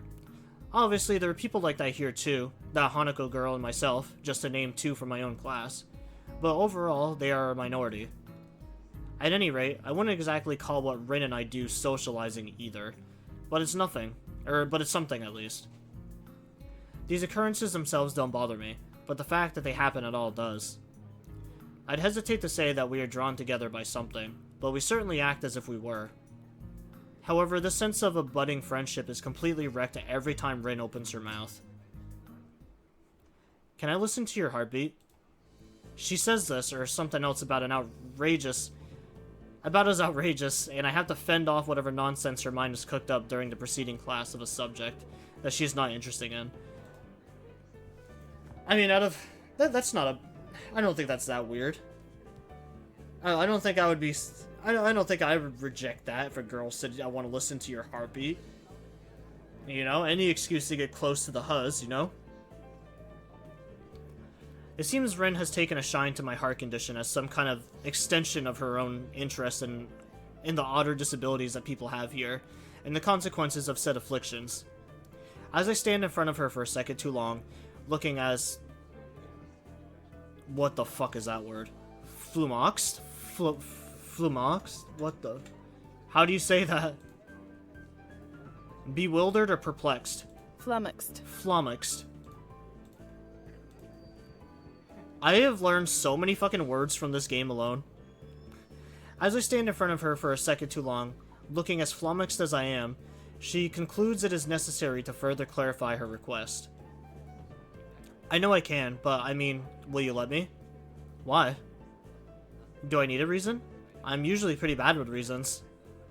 Not per se, but if you want to do it, you probably do have a reason. That's kind of clever. You're smarter than you look. Also, I'd rather you not. I think these things should be private. Private. I get it. I can tell you something, though. If it amuses you, I'm pretty sure it will. My heartbeat does sound very weird because of the, you know, condition. And I hear it all the time. So you're paranoid. It's not a question, it's a statement. No, I'm not paranoid. The doctor said that the abnormal attention to my heartbeat is a common symptom of my condition. So for you, it's normal to be paranoid. It's not a question either. One could also say that me being like this is in the first place isn't normal. Either, but what the heck. Paranoia fits me fine. I don't think it's something that actually can fit anyone or anywhere. You know, I ate an orange today for breakfast. How was it? I'm vaguely proud of myself, imagining to keep up with Rin's sudden change of topic. Excellent. I don't remember when I last ate an orange, because it's annoying to peel one. It's on the list of things I want to learn properly. How come you ate one then? Emmy had some, so she peeled one for me. Good for you. Rin stretches her back and yawns and says nothing further. She throws me a glance from the corner of her eye while she watches people pass by, but I couldn't say why. I realize, though, this is the first time we've talked naturally about my condition with anyone, in any way. A group of boys walk past us to Rin's classroom, but she doesn't pay them any mind. They pay none to her either. My mind wanders off, spurred by the silence. Maybe I should have let her listen to my heart. It's not like it matters. Nothing really matters that much at the end of the day. I start feeling depressed for no reason again. It's like a tidal wave out of nowhere rolling over my consciousness, submerging me underwater. I feel a sigh coming out of my mouth, and I turn away from Rin, pretending to read a poster on the wall. It's an advertisement for the school festival, promoting an event almost a week past. The difference between me and Rin is that I'll be more likely than not dead before turning 30, while she can eat oranges without help. I can't decide which one of us is worse off. I try to grasp the passing of time, but it seems hard. I'm still used to the rhythm of the hospital, where trivialities such as the day of the week or the time of the day didn't really matter. Everything was the same no matter what. Rediscovering the significance of time is an oddly disorienting experience, and I find myself enjoying the fact that I can categorize events in this fashion. The relevancy of a ticking clock is surprisingly delightful, and I decide to start wearing an analog wristwatch, something I didn't used to do before. When I finally asked Rin on Thursday about something that's been bothering me for the entire week, she's already at lunchtime. It's already lunchtime. The time is somewhere between 11:06 and 11:07, as my watch doesn't have a hand to show seconds. It's the old-fashioned kind with a black leather strap and titanium casing. It doesn't look flashy, but a wristwatch doesn't need to be. Hey, remember that sketch you made of me? How you said I looked grim and gloomy or something? I'd like to know what you meant by that. She gives me a weird look and tilts her head a few degrees to the left, but doesn't say anything for a while. Well, you see, we've known each other for 2 weeks, and I haven't seen you smile even once. Her striking observation gives me pause.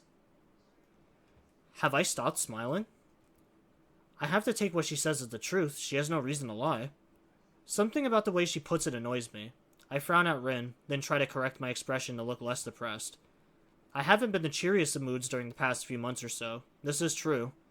Does it show so much that someone like Rin can tell, after so little contact with me? Should I try to smile more at Rin? Maybe she would appreciate it, having such a neutral face herself all the time. Have I really stopped smiling? I see. Should I smile more? I don't mind either way. Be as you are. You can't help being Hisao anyhow. But it bothers you? I just noticed it, that's all. Emmy skips along the hallway, jumps to a sharp stop when she reaches us, and lightly pats Rin's shoulder. Ready for lunch? Depends on what lunch is today. Remember that stew from March? Never again that. Let's go eat anyways, I'm starving.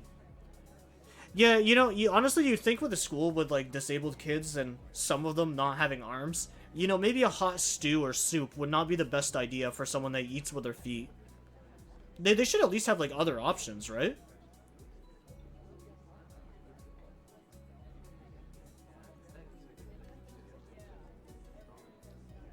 Because, like, my daughter's in school, and they have, like, multiple options for, like, lunch. These kids have so many fucking lunch options that it's actually insane. When I was in high school, I guess we had a pretty fair amount of, like, lunch options, too. There was, like, 2 different lines in our school. There was, like, the main lunch line, where you would get whatever was served that day. We had a second line that served exclusively just, like, pizza.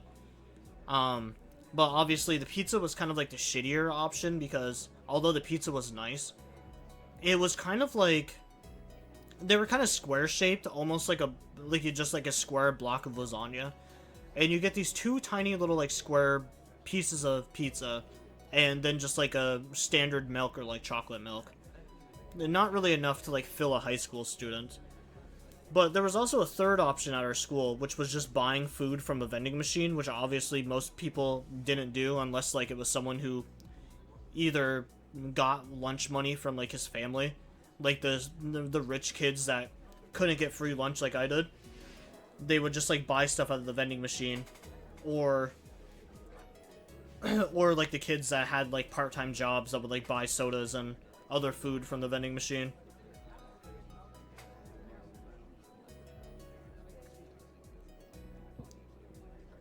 But other than that, like, yeah, most of the school lunches kind of sucked. Let's go anyways, I'm starving. As they are about to depart, Emmy turns from her friend to me. Seemingly as afterthought, she smiles charmingly. By the way, Hisao, her tone is way too sweet and soft to be sincere. I can sense the trap about to be sprung upon me by this miniature health devil. I know what she's about to say before she even continues, because I've been trying to avoid her all week. I still haven't seen you at the track this week. Maybe I've been there when you haven't. That's impossible, I'm there all the time. But you sleep and go to class. I do those at the same time as you. Yeah, I know. I just haven't been able to pick myself up. Don't rat me out to the nurse, okay? Running just isn't my thing, and I haven't come up with a good alternative. Why don't you come to the track meet this weekend? Maybe we'll get inspired. Track meet? Yeah, people from a few other schools come here for some friendly track and field action. It's on Sunday afternoon. I can't think of any reason not to go. Sure, I'll come and cheer for you. I guess you'll be running? Of course. You'll get to see me beat them all. But bye now. If I don't get something to eat, I'll die. See you later. So, is this Emmy's chapter? Because it was going back and forth between, like, Shizune, Rin, who we've seen a lot of Rin recently, and, yeah, then just, like, Emmy. I was like, who is this next chapter supposed to be about? It's so confusing. Bye, Rin. I promise I'll smile next time. I call after her, as a bit of an afterthought. Afterward, I feel embarrassed about it and wonder why I said anything at all. That night, when I'm doubly concerned that Kenji won't be barging into the bathroom, I look in the mirror and smile at my reflection. The me in the mirror smiling back at me in the bathroom looks awfully fake.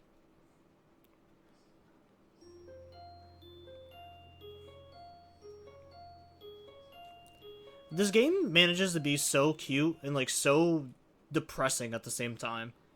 Which I guess is what the game is going for. I guess it's... Would you consider this a game or just a visual novel? I know there's some people that don't really consider visual novels to be a game. But I don't know, I'm actually really liking this game. I'm kind of sad that these kind of streams don't do better. Having exhausted the books Kenji lent me in just a few nights, I go back to the library, deeming it a safer alternative for getting my reading fix. I return the books he had stolen while I'm at it. To Yuko's delight, I don't tell her where I got them, though. Wow, you sure read a lot, don't you? Yeah, I guess I do. I mean, I do. Even I think it's weird. I think I might have a reading problem. Maybe I'm a junkie. No, I didn't mean it that way. It's not weird at all, and being addicted to reading is a lot better than being addicted to something else. Yeah, I know. It was just a joke. I smile at her reassuringly and drop the books on the counter so Yuko can check them out. I feel tired, so I sit down in a vacant chair in front of her desk. While Yuko goes through the modest pile of reading material I found, I let my gaze wander around the library. At the tables, a pair of girls is chattering in hushed tones rather than working on their homework. The short-haired one notices me looking in their direction and waves at me. When I raise my hand back, they glance at each other and giggle in unison. I'm not sure how I should feel about that, so I decide it's a good thing. The one who waved at me has a horrible case of epilepsy.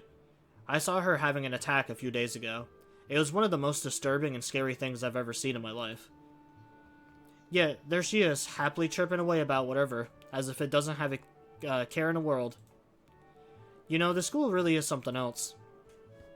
Yuko raises her eyes from the book she was going through, slightly startled. She adjusts her glasses and puts on a nervous, confused smile. What do you mean? I don't really know how to explain it. It's just that everyone's so active, or how should I put it? It's not just the festival thing. I think, even though I haven't been here that long, but it's everything. People talk more, work harder, and just are more than any other school I've seen before. I'm struggling for words, but it feels like I'm speaking honestly. The school feels so alive. It makes me feel like I'm stuck, it's refreshing. Sure, there are some people like this in my old school too, but not as many, and it feels more intense somehow. I think if I had to pin it down to one thing, that the students here really appreciate going to school. I don't think that's a bad thing. Yeah, me neither. Suddenly I realize that I've been blabbing my thoughts to Yuko, out of the blue. She seems a bit of a jumpy person, so I fear I might have made a bad impression. She's looking at me with what I hope is curiosity rather than horror, so I figure she's alright. Sorry for the sudden talking about weird stuff like this. I didn't mean to trouble you. Oh no, it's not troubling. I'm happy to listen if you feel like talking. It makes me feel a little reliable, too. Yuko smiles sweetly and a little bit ironically at that. I suppose with a thankful smile of my own. As she pushes the neat stack of books across the counter, I stand up and gather them in my arms. Here you are. Thank you. I guess we'll be meeting each other again. Please come here anytime.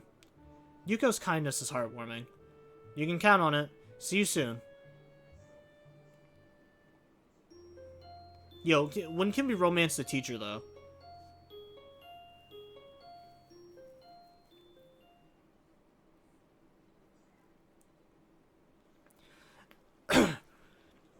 The morning of the track meet greets me with a brilliant sunshine.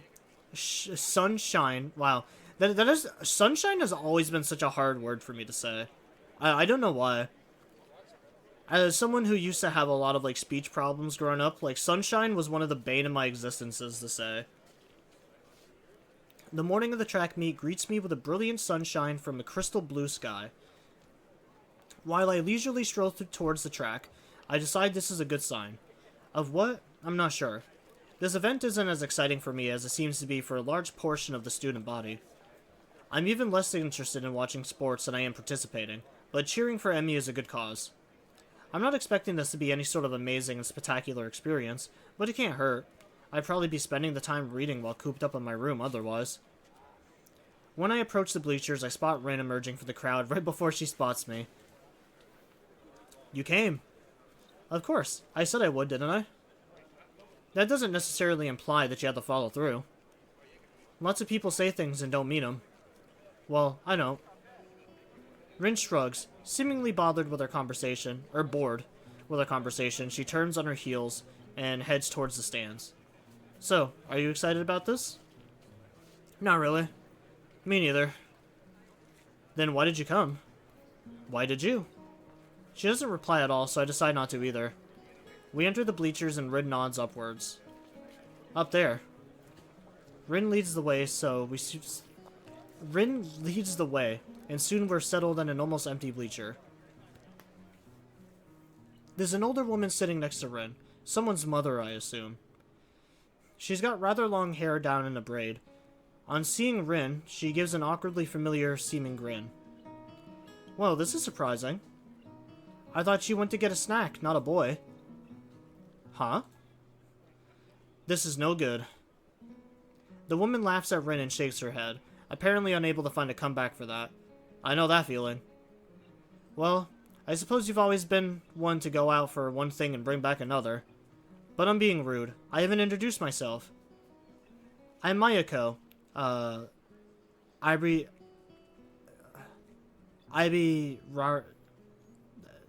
I'm Maiko. I'm sure that if you know this girl, you've at least met my daughter, too. Pleased to meet you. Well, that explains it. She's like a taller, older, more motherly Emmy. Apart from her hair being somewhat darker than her daughter's, there's really no mistaking that resemblance. Sorry, I'm Hisao. Hisao Naki. Nice to meet you. I'm Rin. Tezuka.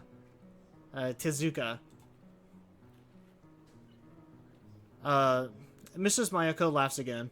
She really does resemble her offspring, and then leans back a little on her seat and raises an eyebrow.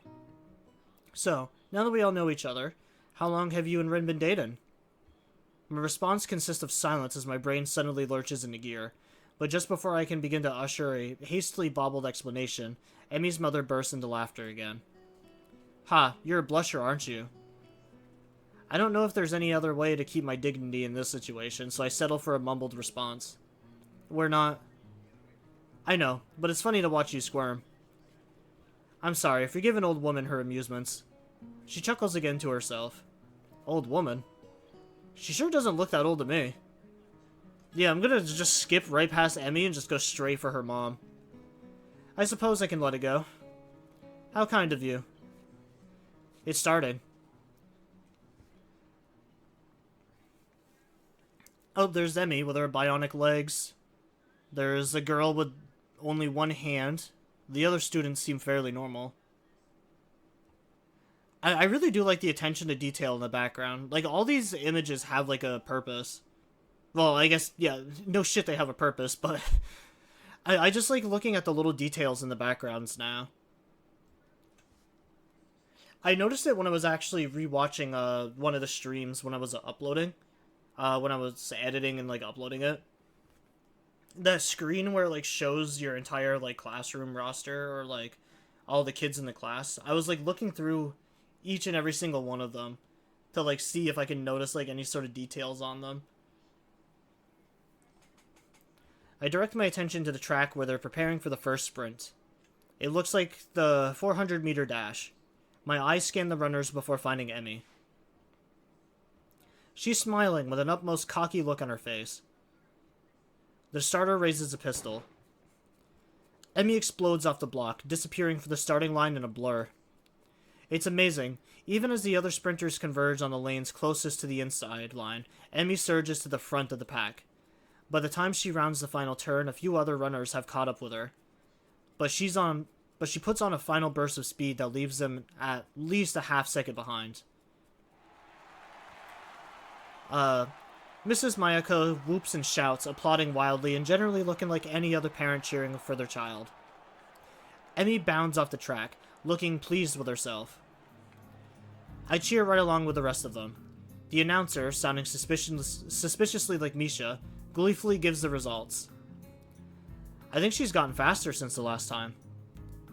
That was incredible. Mrs. Mayako grins proudly. Emmy's a heck of a runner. We fall silent as the next event prepares to start.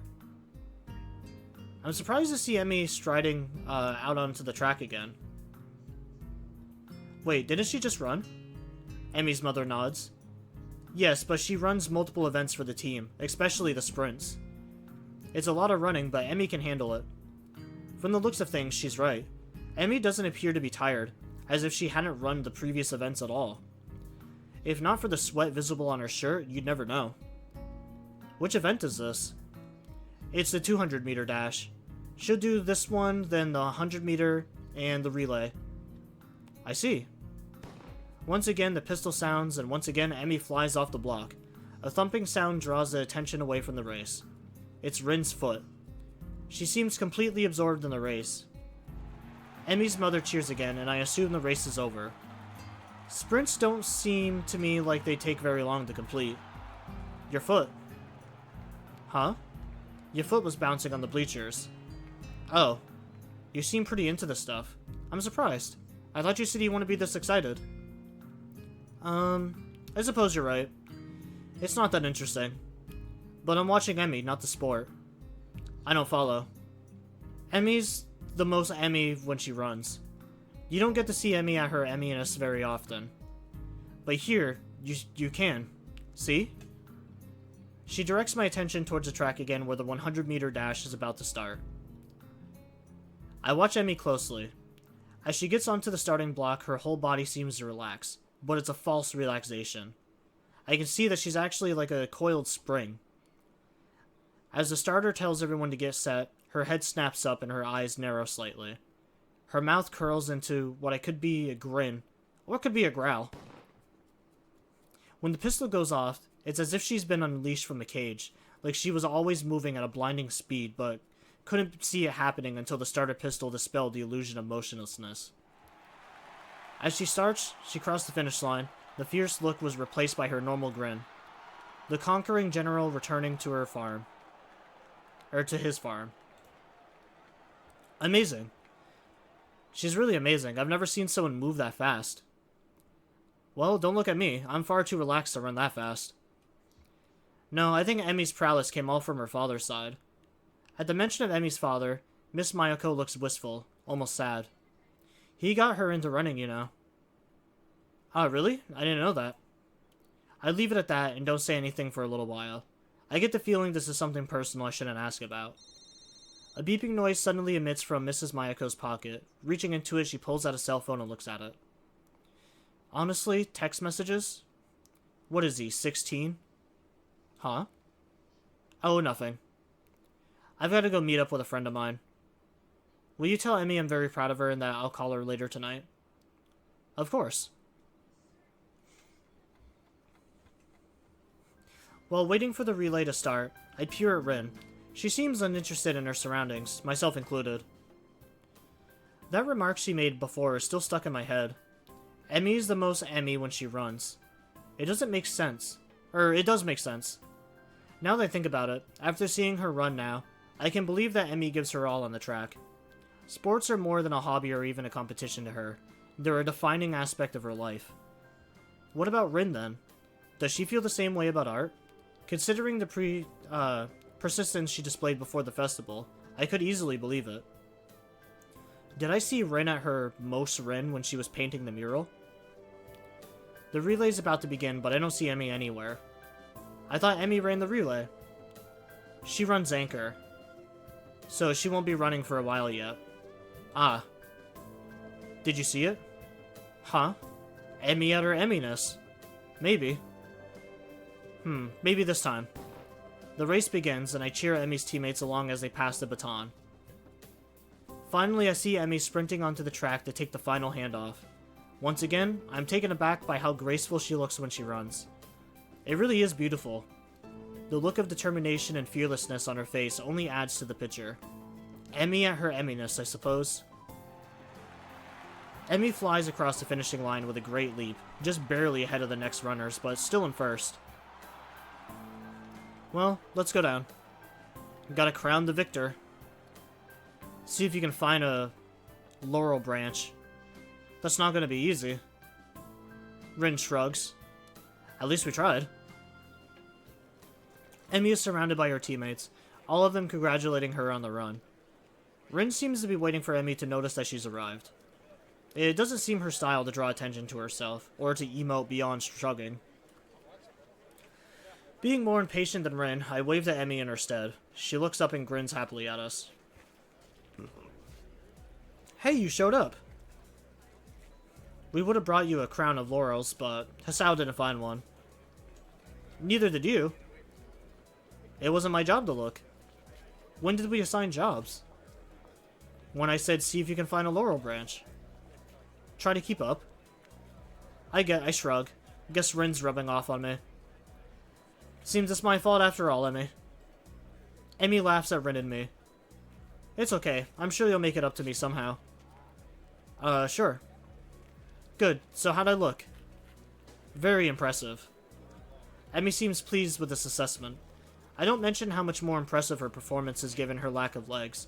I figure she knows that already. Besides, it seems like it would take away from her efforts somehow. Great to hear. I was worried that I looked a little slow on the relay, but I guess I did fine, huh? Emmy giggles and then seems to remember something. Oh, before I forget, Rin and I are going to do some next Sunday as a post-track meet celebration. You should come along. Normally we do it the day after, but since today is Sunday, I've got homework in class and all that stuff to take care of. Oh sure, I'd love to. Great, it's a promise then. Oh right, your mom wanted to say she's proud of you. She'll call you later tonight. I thought I saw her in the stands. I'm glad she made it.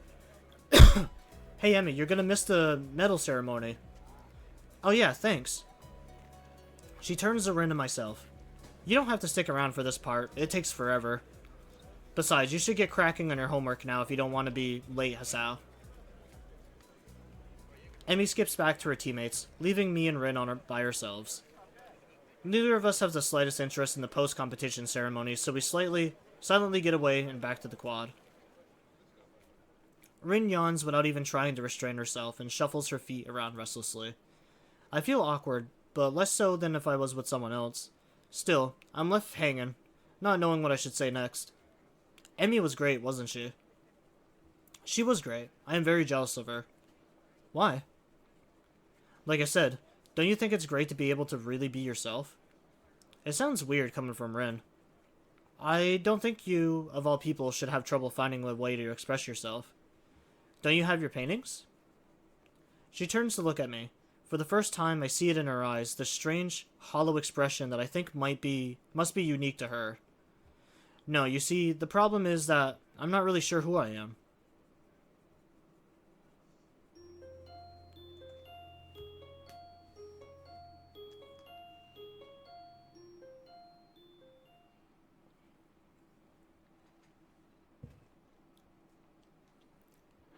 Today's art club meeting is currently on hold while everyone waits for Nomaya to show up. I take this time to try and explain my theory about Yamaku to Rin. I tried to figure out what exactly about this school feels special to me. That concept I unsuccessfully tried to explain to Yuko the other day. It's still difficult, but the track meet and the time I've spent observing my fellow students has helped my ideas mature a little. Have you noticed that people talk all the time? I can't really explain it, but once again, as I try to explain my observation, I'm struggling to find words. The student body is heavily cliched, and I'm only now beginning to make sense of the intricate groupings and popularity networks. And yet, the feeling of being a part of the group is stronger here than I remember it being in my old school. I'm trying to say that the school isn't like other schools, or at least the students aren't, even after discounting the obvious. Do you know what I mean?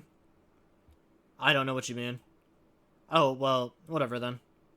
I wanted to pursue the issue, but at that point, Nomaya arrives. The teacher is wiping sweat from his forehead with a handkerchief, and breathing rather heavily. He quickly glances over the room, then settles down a bit. Hello, apologies for being late. Is everyone present? Good. I must confess, I haven't planned anything for today, as I've been extremely busy lately, but I'm sure we can come up with something entertaining. Anyone have any suggestions? I was thinking we can have a discussion circle since we haven't had one in a while. I at least found the last one magnificently enjoyable. There are some murmurs here and there, but nobody raises their voice in support or against Nomaya. We could delve into various movements of art, or does someone have a good topic in mind? Come on, throw it out there. It doesn't matter if it's silly or odd, we can always cook up something interesting. No one seems to be brave enough to make a suggestion. As the awkward silence refuses to be broken, I lift my hand in the air. Oh, our newest friend seems to have something on his mind. Speak up, my boy, speak up. Well, I don't know about everyone else, but I've always wondered why art exists in the first place. My voice trails off. A silence sets in the room and no one makes a follow-up on my meek suggestion. Then the teacher bursts into laughter. Ho ho ho, excellent. Very good indeed. Right out the gate with the big one, huh? Fabulous. Chuckling, he shifts some papers around on his desk for a few moments. When he's done, he appears to have made some sort of decision. Very well then, let us run with this and see where it gets us, shall we? Oh my, even an old foggy like me gets excited when such delicious enthusiasm is present. Oh my indeed. Let me gather my thoughts for a moment so I can figure out a good starting point for everyone. For some reason, the teacher seems to be almost literally bursting with excitement. He scribbles a few things down on a loose sheet of paper, then cleans his glasses with a handkerchief. He strikes a pose and freezes for an overtly dramatic, artistic pause that spans what must be half a minute. It's so quiet I can hear a pin drop. First, let's come up with a few questions that we want answered, such as, what is art and why does art exist? Anyone have any questions that might be related? The boy with sunglasses pipes up almost immediately. His voice is soft and quiet. I have a hard time making out what he says. What defines an artist? After him, another question comes up. If I fill a cardboard box with water and call it art, is that art? Everyone laughs at that, even the teacher. Great, wonderful, all of these. Let me start by saying that this is not a clear-cut issue by any means, and as such, I'm not going to give any answers to you. I'm only going to speak from my own perspective. Scholars have argued about these sorts of questions since the immemorial, and there has never really been a broadly applicable consensus reached. There are, however, some qualities that must tend to generally agree upon. Hopefully you all should find these acceptable as well. In short, art defines itself. It simply cannot be contained to a definition from the outside, since the boundaries of art expand and contract from forces within. Every day, someone somewhere comes up with something completely outrageous that challenges any and all preconceptions. The core reason for this is that rather than the rational side of the mind, art applies to the intuition, the instinct, and the primal. You would find it very hard to explain why exactly it is that you enjoy some particular style or piece, no? He doesn't wait for a response before continuing. This is exactly why. So art is the sort of wild, uncontrollable thing that lurks somewhere deep in our subconscious. Now, why does it exist? Namaya apparently expects someone to pipe up with a guess, but as no one dares to interrupt his inspired speech, he continues. It was a trick question. You see, art also validates itself. Generally speaking, you might say that art exists for no other purpose than itself. It's something that exists merely to leave a mark in history. It's the defiance of a mortal against the face of darkness. As was once said, is art truly the proof of our existence? You all should know that human culture and civilization are tightly tied to the existence of art. Then, what about artists? What drives a man to dedicate his life to a thing so fickle and mysterious that it even defies definition? There are as many answers for that as there are artists. But if I had to put it into words, an artist doesn't make art because he can, but because he must. Namaya takes a pause, and his gaze sweeps over his audience, eyes flaring with passion. It is obvious that art touches the very soul of each and every human being in one way or another. So, if you were given a chance to connect with your fellow man in such a fundamental way, how could you not? There is a poem I'm very much fond of, and I shall recite the most well-known part of it to you now. I feel that, for me personally, of all possible things, it captures best the essence of what it means to be an artist. Namaya leans against the desk as he clears his throat in preparation. Looking at some distant place, he utters the words in a heavy afternoon air with his soft, basso voice.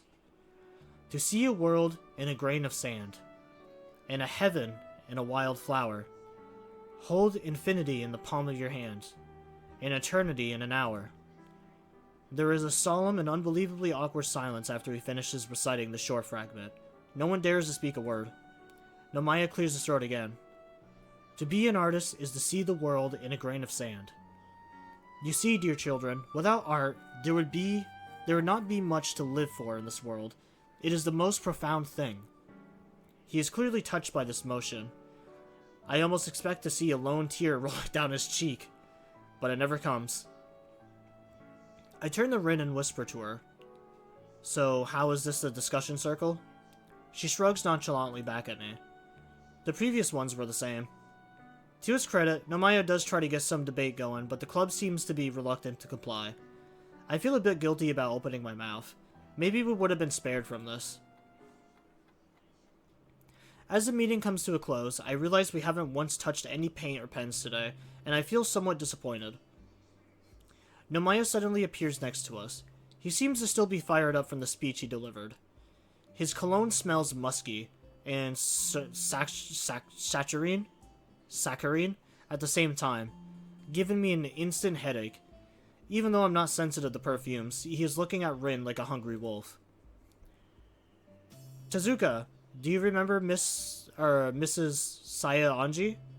Sayaanji, who visited us at the festival? I think so. I'm going to tell you something amazing. The thing is, she's a very well-known gallerist around here. It turns out I might be able to get her to consider having some of your work put on display. He ends his sentence with a dramatic gesture. It seems he's expecting Rin to show some sort of joyous, shocked reaction at his grand news, but she just stares at him blankly. Magnificent, isn't it?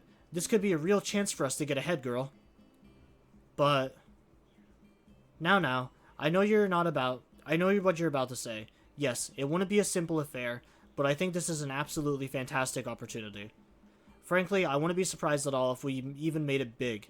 This could be the first step. And then, when the word is out, we strike while the iron is hot. Right, Naki? Yeah, it does sound pretty great, if you're into that kind of thing. See, we should definitely not let this one pass, am I right? I don't really... Rin seems to be troubled for some reason. I can't figure out why. What Nomaya is saying does indeed sound like a possibly great thing. She looks pretty down, though, and confused. I've never seen her like this. So, what do you think? Rin looks up at the teacher's glowing face, then back down at her desk. I'll think about it. Nomaya is at last taken slightly aback by Rin's superlative delight. Then he smiles wildly at her and gently pats her head. Good girl. The club meeting is finally over, and as I lazily collect my things and help clean up, I start feeling exhausted for some reason. There isn't much to do, however, so it's over quickly. I catch up with Rin, who left the club room just a moment earlier, so we're walking down the stairs to the ground floor, while I try to go over to her. Nomaya's passionate speech about art, and Rin seemed to be lost in thought. Not an unusual state for her, I've learned, but something about her expression makes me feel uneasy. Penny for your thoughts? That'd be too cheap. You're just overpricing your thoughts? I want to be able to sell them anyway. I'm not sure what I'm thinking yet. That'd be fraud too, like stealing candy from a baby. That's theft, not fraud. I have to think about what I think. Is this about what the teacher said? Getting your work put on display and all that? She doesn't answer, but stops in her tracks as we reach the lobby. We're the only people around, so it's very quiet. Footsteps echo from a few floors up as someone hurries along a hallway. I think I'm gonna go somewhere else. I think she really is troubled. Want company? I can't promise much help with thinking, but it's not like I have anything else to do, and I'm supposed to do some light exercise. If you like. Rin leads me outside to the wall behind the dormitories. There's a small back gate there, made from the same wrought iron as the main gate. It leads to the shadowy woodland park behind the school. The gate is rusty, as if it hasn't seen much use. However, it sits open, so we pass through. It's not forbidden for students to leave the grounds, but somehow I feel a little uneasy. A path leads deeper into the forest. Tall Zelkova and maple trees rustle in the wind, their canopies creating patches of chill air hanging into places where the shadows fall. The forest smells strongly of earth. I almost feel cold, even though the midsummer day is as hot as ever. Rin trudges along like a sleepwalker, sure-footed but with no apparent destination in mind. Her thoughts seem to be somewhere else. I follow a few steps behind, taking more care to watch where my foot lands. The path follows the land uphill at a low angle, sometimes making a little detour downhill before climbing back upwards. The muted brown and gray trunks line the path on both sides, peppered with ferns and other undergrowth. After a little while, I started getting worried.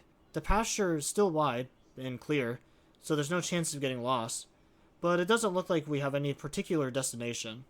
There's nothing wrong with a bit of aimless wandering, but I don't want to go so far that I get tired on the walk back.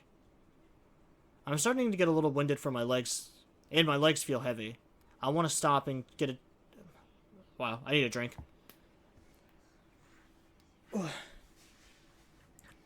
It's starting to get to that point a little bit when my throat's getting like really dry really quickly.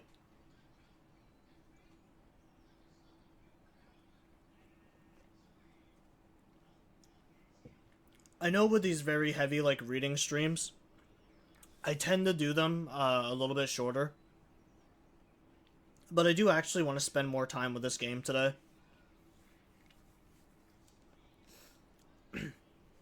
That, and I need to start doing longer streams in general. I'm starting to get a little winded and my legs feel heavy. I want to stop and get a chance to catch my breath and rest my legs, but Rin keeps going on. Where are we going? Or are we going anywhere at all? Worry tree. I see. So what exactly is a worry tree? It's just a tree like this. She stops in front of a particularly large maple tree that might or might not be the worry tree. Its lush green leaves sway lightly in the breeze, blowing through the small clearing we entered. I guessed as much. There are people who believe that you must come here to wallow in misery, if you are miserable. Only by people, I mean me, and the tree isn't really called anything. So if you're miserable, you talk to the tree about it? No, what? You can't talk to trees. What do you think I am, crazy? No, I didn't mean it like that. Or maybe you talk to trees. I'm sorry, I didn't mean to say that you were crazy, even though you probably are if you talk to trees. I wouldn't recommend it in any case. People will think you are a weird person. No, just forget it. She looks mildly confused, for which I don't blame her at all. She tilts her head a little to the side, expression melting back to her usual one. Alright, I'm good at forgetting things. So why are we here? Are you miserable then? I can't read the expression she makes. I hate how bad I am at interpreting Rin's moods. She doesn't answer right away, as if she herself isn't quite certain of her own mood. The blank stare changes into a more difficult expression as she shuffles her weight around. Finally coming to a conclusion, Rin shrugs her shoulders. I've grown to seriously dislike that gesture. It doesn't mean anything. Maybe. I just feel kind of like I'm sinking underwater. I don't know what I should do. I don't know where I should go, that's all. Maybe it's not a big deal, but I thought walking might help. Kind of like, if I go somewhere, I would know where I should go. I don't really know if that did it. It really would have made sense if walking had helped to decide where to go. So you don't want to try and get an exhibit? Or exhibit... Exhibition, there we go. Or rather, you don't know if you do? Can't decide? Rin doesn't say anything for a while, arranging her thoughts in silence. The quiet is broken by songbirds from somewhere in the treetops, followed by rustling leaves as the birds take flight. Maybe. I'm not sure if I can have a thing like that. So far, I've only painted for myself. I don't think I could have my own thing on display the way I am now. This me couldn't do it. Her reason sounds like a weak excuse. I make my trademark frown, but she doesn't notice it. I don't get it. The teacher certainly thinks you could. I don't think he suggested otherwise. Sound like he's calling in favors from his friends, too. I know, he's really done a lot for me, but this might be too much. Becoming someone who can do it might be pretty hard. Maybe I couldn't do it at all. He can't do it for me, and if I let him try, I just sink deeper and deeper. Rin stands in front of a large maple tree and turns away from me. I want to close the few feet of distance between us, and I don't know. My irritation is suddenly gone, and I start feeling sympathetic for her. I know exactly how you feel. Well, maybe I don't, but still. I think I haven't felt like I was actually in control of my own life this whole year. I'm just helplessly going along with the flow. Like coming here to the school, I didn't really choose it myself, and I certainly didn't choose this time of my life to learn that I have this condition. I still can't casually say the word aloud. It's like, yeah, it's actually like being underwater, like I can't even breathe. Rin turns to face me again, the sad expression on her face. Is that why you look so sad all the time? I don't want to look sad like you. Do I look like you? Do I look to you like you look at me? Or look to me? I don't look sad all the time. I just don't know what I should be feeling, what kind of face I should be making. Me neither. Do I look sad now? Not really, you look like you always do, I think. But I'm sinking. I should try to float, up like a rubber duck, quack quack all yellow and creepy. I have to think for a few seconds about which direction I should pursue this conversation, then realize that it doesn't matter. You think rubber ducks are creepy? You don't? I think they just look very creepy. Everything that has eyes but isn't alive is very disturbing, like rubber ducks and reflections in mirrors. She plops down on the forest bed, leaning on the maple she named the worry tree. After wondering what to do for a minute, I sit down too, 3 feet apart from her. The forest envelops us in its embrace, and its stillness falls upon the two of us. We sit there without speaking for a long while. I can literally feel the time passing. Patches of sunlight litter the small clearing in a pattern that echoes the maple canopies. One of them falls directly on me, warming me all the way to the bone. I wonder what I could do for myself, and maybe for Rin. For now, I just keep watching her from a distance. Sometimes she cranes her neck all the way back, so much that it looks almost painful, and stares up at the small patches of sky visible past the canopy of the worry tree. Sometimes she just stares blankly ahead, as if seeing something just beyond her reach. She keeps whispering to herself, but so quietly that I can't hear her, even though I'm sitting right next to her. I only see her lips moving, like she was in the middle of a distant dream. I realize that right now, I no longer feel any of this intense loneliness I feel at night, just before falling asleep. I might be more like Rin than I thought. I can either give up and stay submerged underwater of all the crap in my life, or try to change myself for the better. Her decision is different, yet the same. And unlike her, I know for sure that I can't stay like this forever. I have to change. I want to be more like Rin, I want to be more like Emmy. Oh,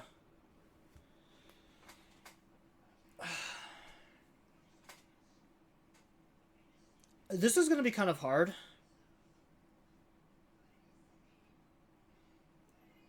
I actually don't know what to go down.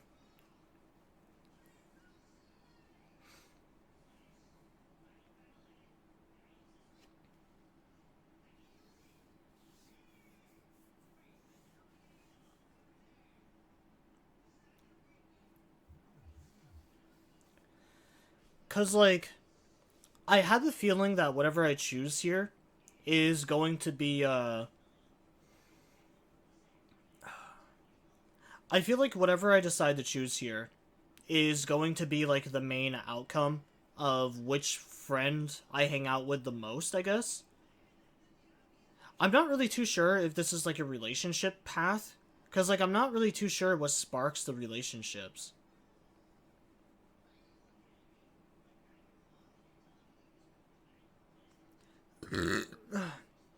You know what I mean? Like I don't really know what determines like what options determine what. Cause like we've honestly barely hung out with Emmy. I think the only reason it's making me choose between Rin and Emmy right now is just because I made the decision to join the art club. Do I want to be more like Emmy or do I want to be more like Rin? Honestly, I do like Rin. Rin has been growing on me a lot. And like the past couple of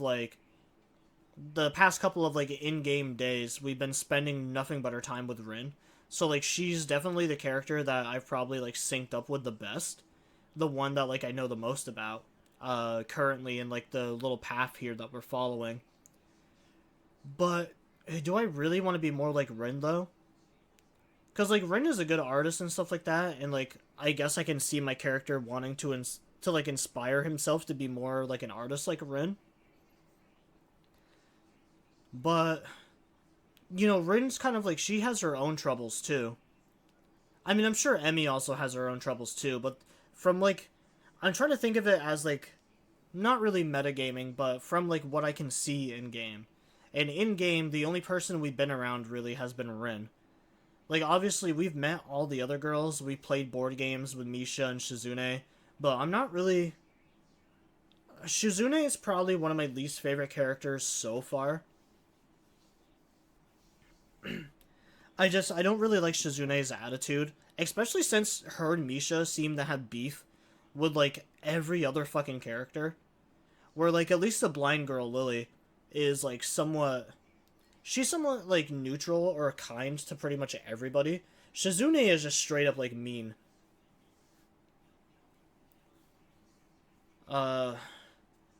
Yeah, Emmy I feel like is the one character. Well, no, she's not the one character we know the least about. I think Hanako is the one we know the least about, which is a shame because Hanako was the one that like I wanted to pursue when I first went off of like first impressions. I almost want to say I want to be more like Ren, just because I feel like it fits the narrative that we're going for so far. Because, like, I really do like Rin. We've been hanging out with Rin the most out of all the characters so far. I don't know if maybe, like, all my decisions have led to that point. Because, like, I don't know whose act or, like, chapter this is supposed to be. It just, like... It just kind of, like, happened this way. So, like, I don't know if my choices actually matter, or... joining the art club is probably, like, the big turning point that, like, led me down this path. Yeah, I'm gonna say I want to be more like Ren.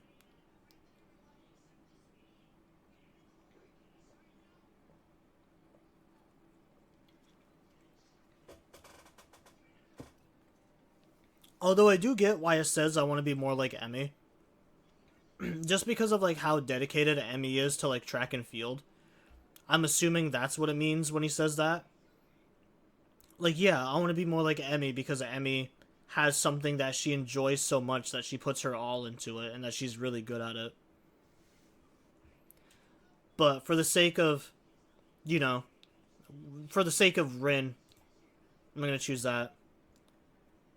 Rin could probably do it. Even though she seems to doubt herself, I have no doubts about her strength. She could do it, even if she can't.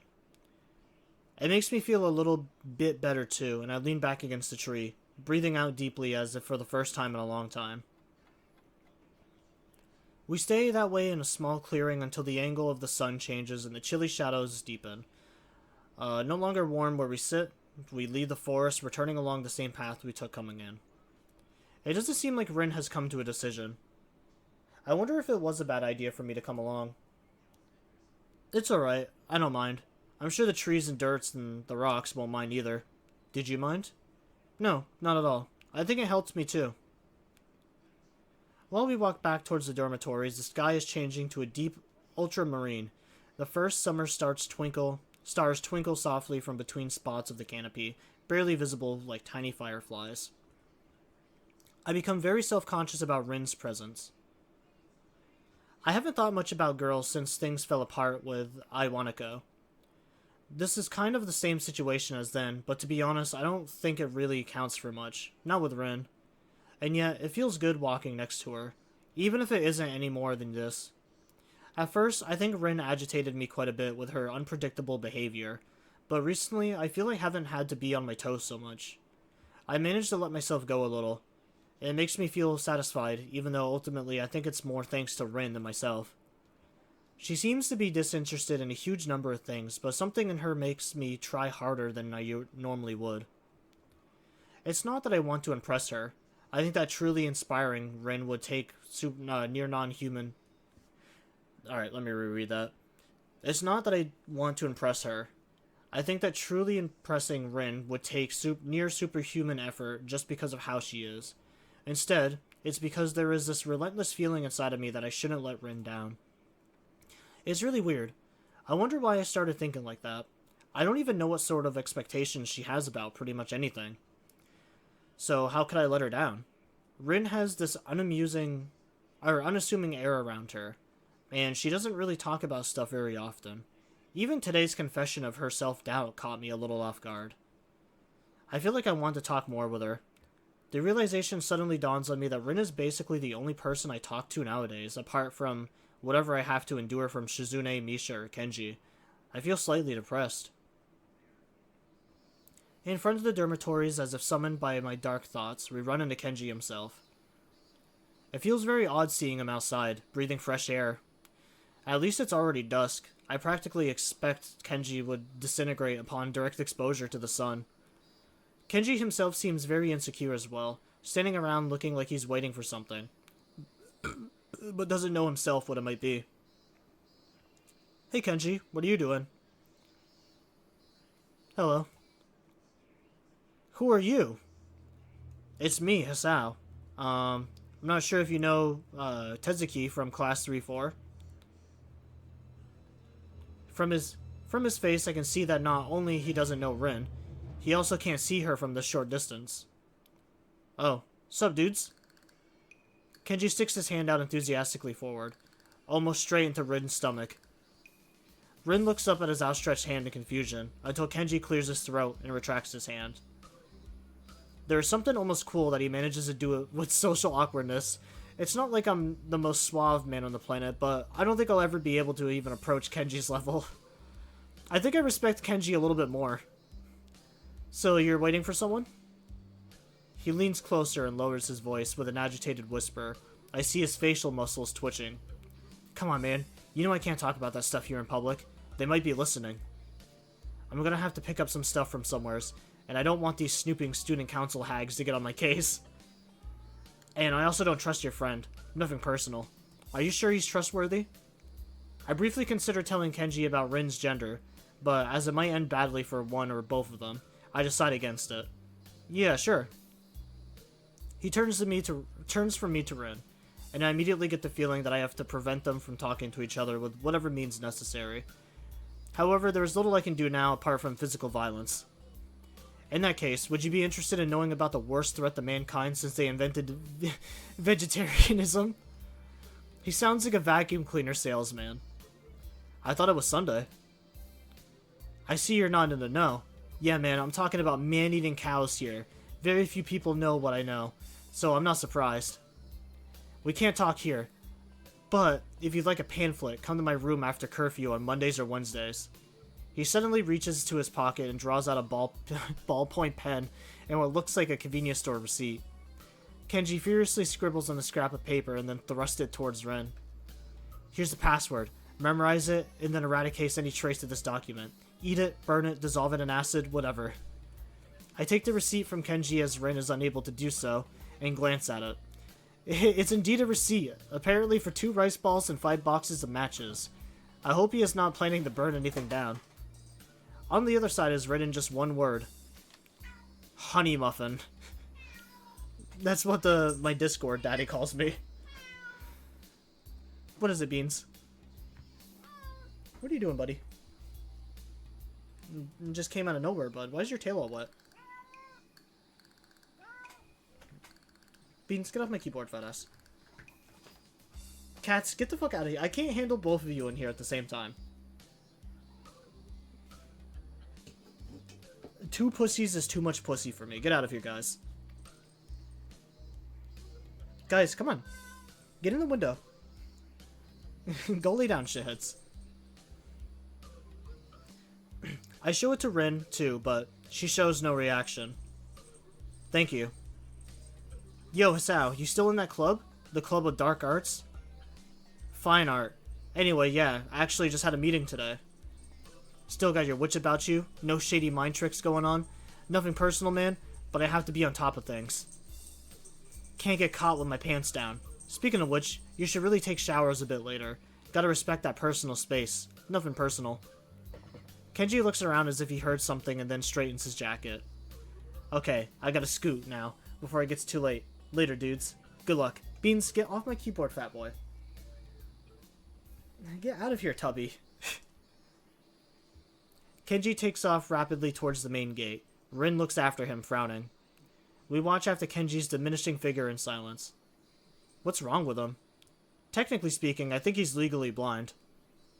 Oh, I see. All the explanation needed. Yeah, the days are just going by so fast. That first week, I guess, was just introduction, which, I mean, makes sense. I can immediately tell from the envelope that it's not about official matters of any sort. Someone actually wrote me an old-fashioned handwritten paper letter. Who bothers doing something like that this day and age? Anyways, yet, as unlikely as the prospect of receiving one sounds, there is definitely a letter lying on my desk. The classes for the day are over. Still feeling pretty full from the big lunch that I had unexpectedly eaten at the cafeteria, I returned to my dorm, planning on finishing my homework and probably skipping dinner, or at least just eating late. I feel like I need to eat less than I used to. Maybe I don't use that much energy now that I don't do much beyond reading. However, the letter on my desk has naturally caught my interest.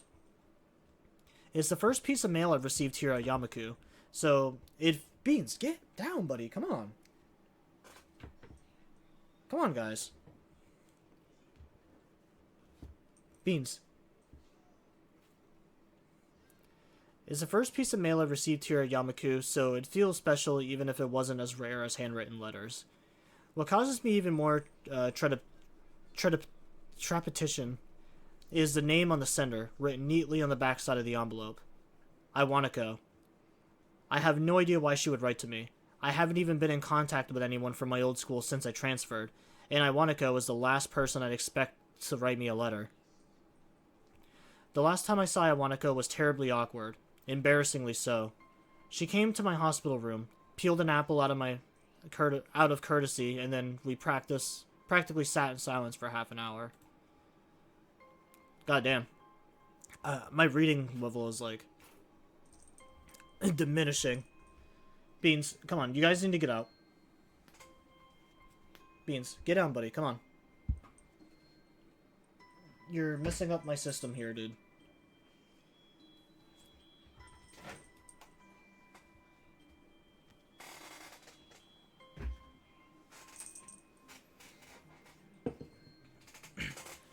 Alright, anyways.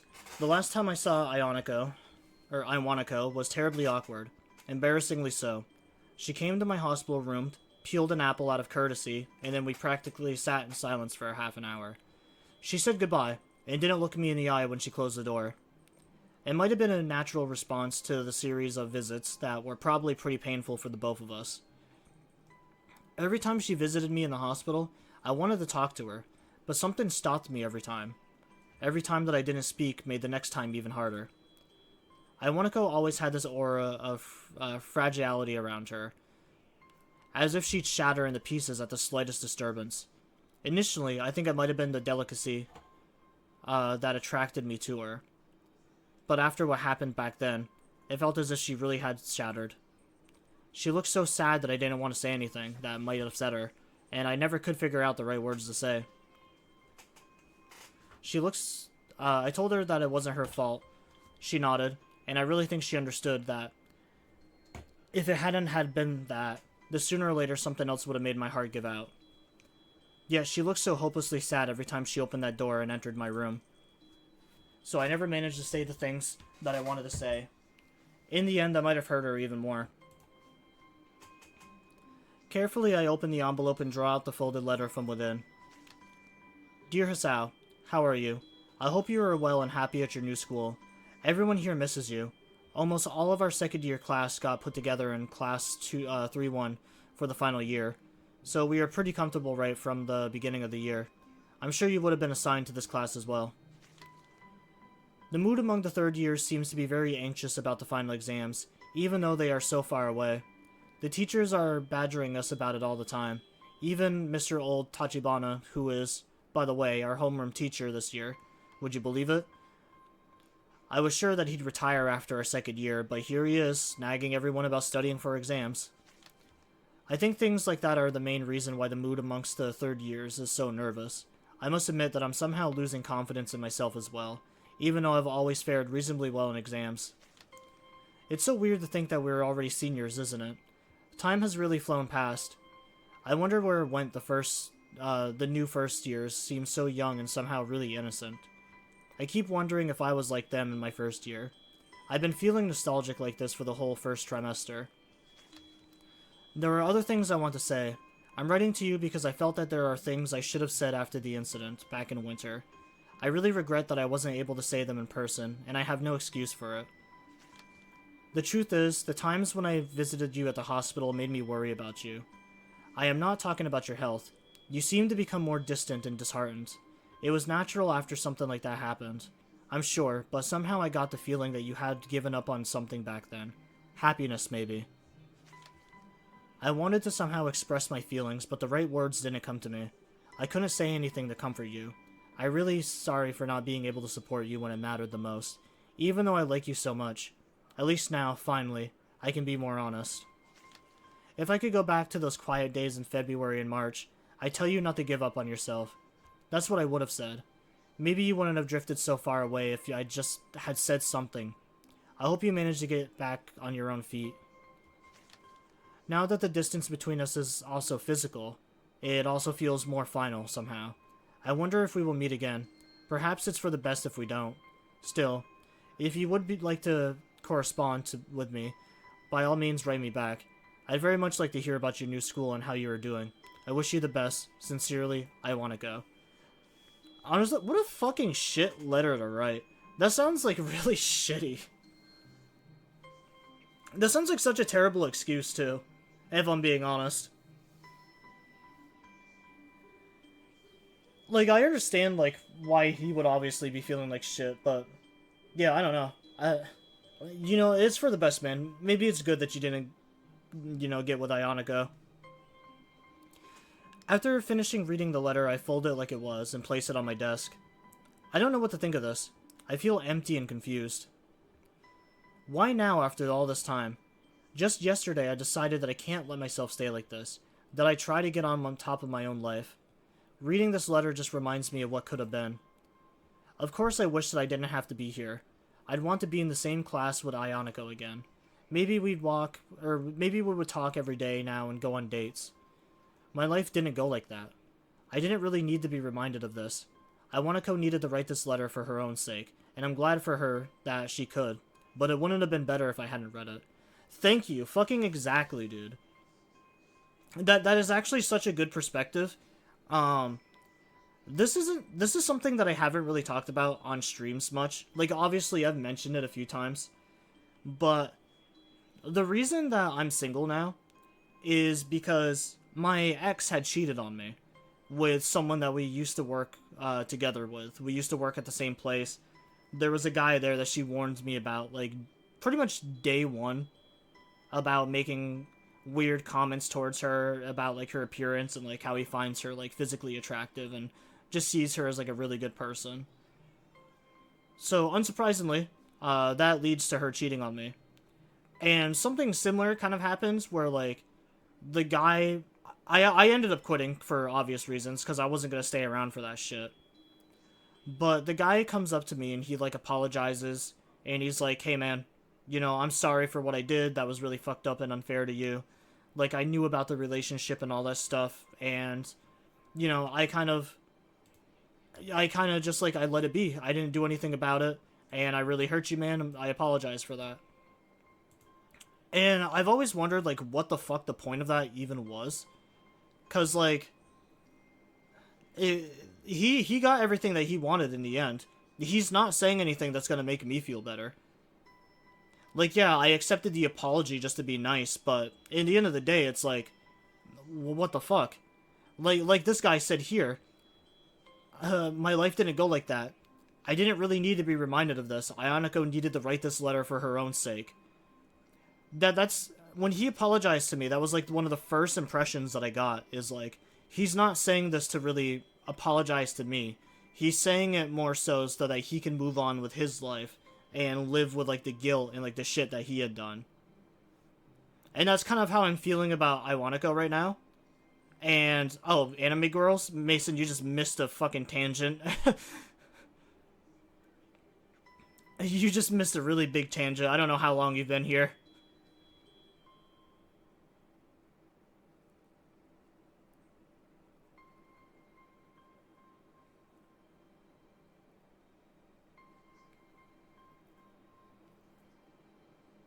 But yes, anime girls.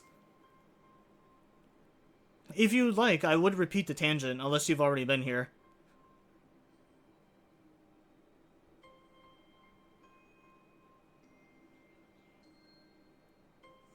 I'll do like a little Dragon Ball Z recap and get you caught up to speed with the story.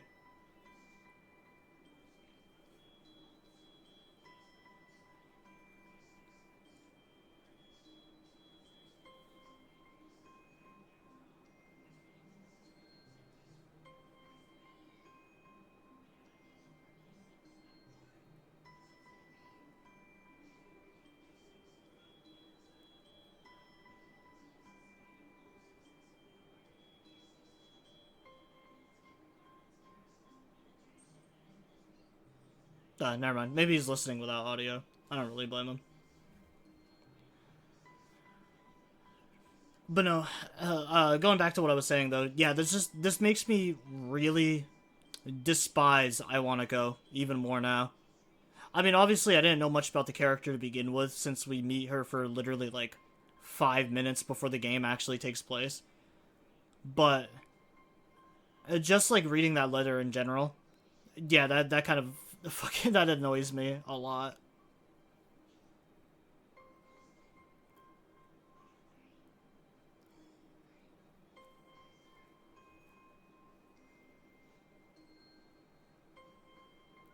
Oh, but yeah, that's also a little lore backstory on on the events of my life too. Relating that to the game and why I don't like Ionico.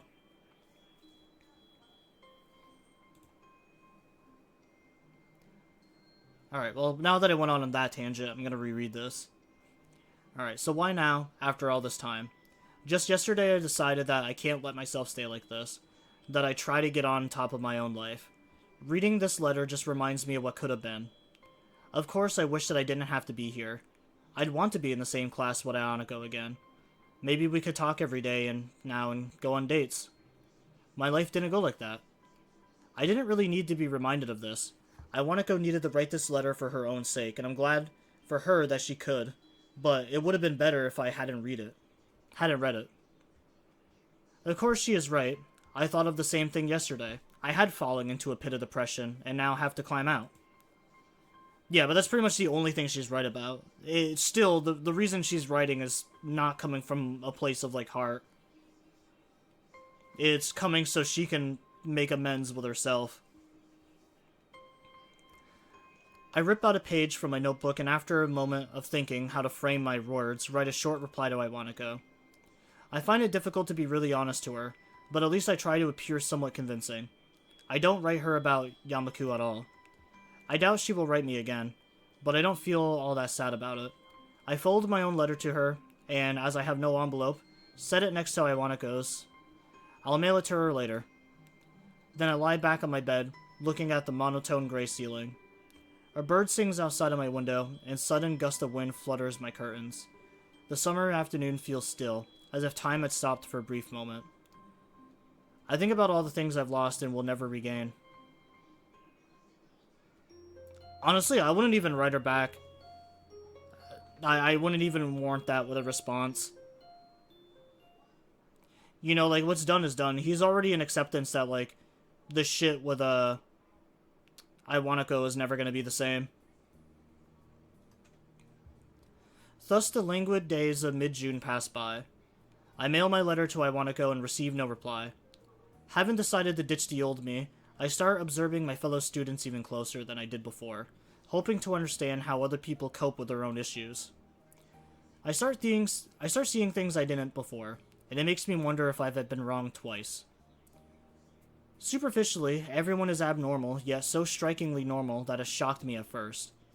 I admired the way my new schoolmates turned my prejudices around just like that, simply by being themselves. Now that I've gotten used to it, I begin to notice other kinds of tones in the people surrounding me every day. There is a soft, numb sadness all around me. I can see the effort everyone has to make just to get through the day, and how it weighs on their shoulders like it weighs on mine. Even the brightest smile is just slightly subdued. Every outburst of annoyance just slightly dampened. It's subtle, but it's definitely there. I try to think of what it means. what I can learn from others. I wonder if deep down, everyone is as lost as I am. Is there even one person in here who has truly found peace? I start to feel doubtful about myself once again. I can't decide whether these people are happy, unhappy, or if they've just learned to cope and live with an unfeeling limbo like I did all spring. I escape from these feelings into the towering piles of books I carry to my room from Yuko's sanctuary. After realizing that this was just shutting me down even more, I start going to the art club room more often, usually whenever I can. Rin too seems to spend more time in there than her own classroom. I've often seen her toiling towards the door at the very end of our corridor. That wooden door in the room behind it, smelling of paint and paper, seemed to mean more to her than the rest of the world combined. She says she has a special permission to use the room, which I don't doubt at all. I don't think Nomaya would deny Rin anything. He seems to dote on her like an uncle upon a favorite niece. The object of his affection, however, has no favorites. She says she appreciates the teacher a lot for going the extra mile for her sake, but even when she says that, her expression is the same as always. It's as if she was talking about a particularly unremarkable rock that she saw the other day. I can't really figure out their relationship. Rin doesn't seem to let anyone close. I don't even think Emmy could say she's crossed the gap that seems to separate Rin from the rest of the world. I don't understand it. She seems so indifferent, yet so passionate at the same time. Somewhere, the school bell rings the last call of the day. I realize I've been zoning out for who knows how long. Dazed, I sit up straighter, trying to look as inconspicuous as possible. The pungent smell of linseed oil and turpentine mixed with my nostrils as I draw a deep breath. I feel drowsy and lightheaded. It's already this late and a few club members left early, so it's just me, Rin, the teacher, and two other girls who are also about to leave. Rin is sitting to my right, slowly working on a painting while I'm idling the time away. I don't think she realizes I've been watching her this whole time. With a nimble move of her delicate ankle, she dips the paintbrush into the crimson paint and presses it lightly against the canvas. A stain spread around as if the brush was bleeding. Her process was slowed down to a crawl, but now I've learned that this is dangerous for her technique, as the paint must be allowed to dry before she's finished. It occurs to me that I am literally watching paint dry, and yet somehow, I'm not feeling bored, despite spacing out just now. Most of the time, the art club is very relaxed and freeform, apart from the times when Namoya gets really excited about some technique or style he wants to teach us about. Everyone is free to pursue their own interest. Lacking one, I keep floating around without a direction. I try this and that, but nothing really leaves me with a deeper impression, not to mention that I don't seem to have a special knack for anything. Well, I did get praise for my attempt at watercolors, and I feel pretty good about that myself, but that's it. I suppose it'd be expected. I joined the art club mostly on a whim after all. I'm thinking that maybe I should quit the club, if it's going to be this pointless, but there's nothing really wrong with pointlessness, and I can't exactly say I'm unhappy. Unsatisfied maybe, but I've got only myself to blame for that. As the pair of girls exit the club room with a cheerful bye-bye, Nomaya stands up from his desk. His chair scoots back with a loud screech that breaks the harmony of this quiet afternoon. He taps a pile of papers with his hands, twice against the tabletop in order to straighten them, then stretches his back. I have a facility meeting to attend to, so I can't stay here. I'll have to do some paperwork later. If you want to stay, we can talk then. Sorry about this. There are two people here, but he's really talking to only one of us. Namoya spends extra hours of his time mentoring Rin after official club hours are over, and I'll bet he'd like to discuss his plan of getting Rin's art into the gallery a little more. It's alright, I think I'll probably be here, but it's not a big deal if I'm not. I don't really have much going on now. Rin answers without moving her eyes from her work and the progress. The tone of her voice is neither the polite kind expected when talking to a teacher, nor her usual monotone. So I won't need to send a search party if you aren't here? Yes, no thanks. I don't like to party. We can talk later. Good girl. Smiling, the teacher picks up the rest of his papers and makes his way towards the door. I glance at the clock above it and then to my watch to double check. They're 3 minutes apart, but nevertheless, the club meeting time is now over. Rin seems intent on staying here to work on her piece while waiting for the teacher. I can't quite imagine what their one-on-one time would be like. Would they actually discuss anything? Rin is always so subdued in what she says, and when she does say something, it's difficult to understand what she's even talking about. Maybe Nomaya just talks endlessly like he does at club meetings, letting Rin absorb what she will from his infinite wisdom of art, like a sunflower turning to face the glowing sun. Do you mind if I stay here? I thought maybe I'd give watercolors another try. I blurt out the excuse sort of accidentally, embarrassing myself. Rin doesn't take her eyes off her painting. Okay. I shift around in my chair, and then get to fetching a cup of water, brushes, colors, and some paper. The sound of my footsteps evade the still afternoon air. Before starting, I try to recall what the teacher told us. An important philosophy on the medium. Working with watercolors means more working with water than working with color. I try to keep that in mind and dip my tiny sable brush into the water cup. I'm mixing yellow and blue, trying to capture the sunlit treetops outside the window. The sun is low, so the yellows are more pronounced and everything looks darker. I still can't quite connect what I see with what's in my head, but it's a passable attempt for my level. After a while, I start losing my focus and move the paper aside, deciding to watch Rin work for a while instead. That little while stretches first into a long while, then into a really long while. Rin paints her entire being fully concentrated on the brush between her slender toes, and the painting coming to life with one stroke at a time.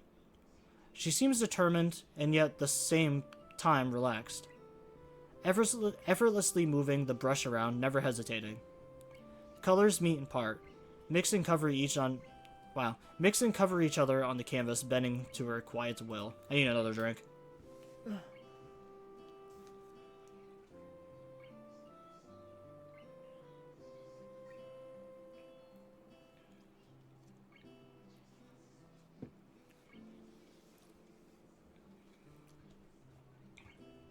I don't know anything about composition, structure, or any of that stuff, but I really like Rin's painting.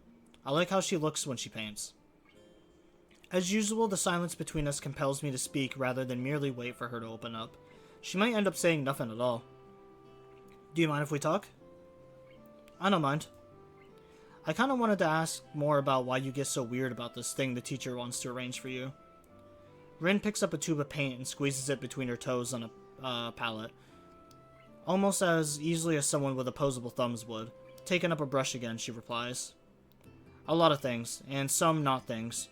Unthings. I don't think that's a word. Do you want to talk about it? I try to reach out to her clumsily, ignoring the embarrassing feeling of awkwardness. Rin keeps her focus on the painting, spreading more and more paint on the canvas. Her lips forming a perfectly straight line as she concentrates on the job. Not really. Talking is hard. I mean, it's not hard. I'm talking even now. But saying the right things is really hard for me. No matter what, I just can't say the things I want. That sounds weird. It's true. I say all kinds of things that I don't really mean all the time. And sometimes I forget words and then I use the wrong words. I even come up with new words for things that I already have some. That's the worst thing. I get really nervous and everything comes out a mess and even I don't really understand what I want to say. I think there's something wrong with me that makes it like this. Remember when I said I can only think of 4 things at the same time? I nod wordlessly. It's really not 4. I mean, it is 4, but everything else is also there kind of in the background. But being at an amusement park in a beehive at the same time, but that's not the point. I used to do better, like 6 or 7 things. I think so, at least. I feel like I'm becoming dumber. I think everyone has times when they feel like they can't say the right things. But it's there all the time, stronger and deeper. Yet deeper is a good word. I like that word, deeper. It's that feeling of being underwater. Maybe it's just art. The more I paint, the more words I forget. Maybe at some point I will forget how to speak completely. It feels like I'm slowly forgetting everything. Do you remember what you thought about things 3 or 4 years ago? I don't. A long pause ensues, during which time seems to bend around itself, almost tying itself into a knot. I don't even think I've ever heard Rin talk this earnestly and for so long about anything before. It's like I'm fading away from the world. Rin's foot has stopped its work on the canvas, and she is staring at her painting, unmoving as she's gazing at some faraway horizon. Sunlight briefly glints in the corner of her onyx eyes. Something floats up into the top layer of Rin's being, and she lets out a long breath. She then blinks and it's gone. Paintings stay behind. When I look at my old things, I remember what I was thinking back then when I made them. They make me feel like I can be with all the past me's when I was a different me. I guess they are the proof of my existence. She uses the exact same words Nomaya used when he spoke to us of the nature of art. I didn't think Rin was paying any attention back then.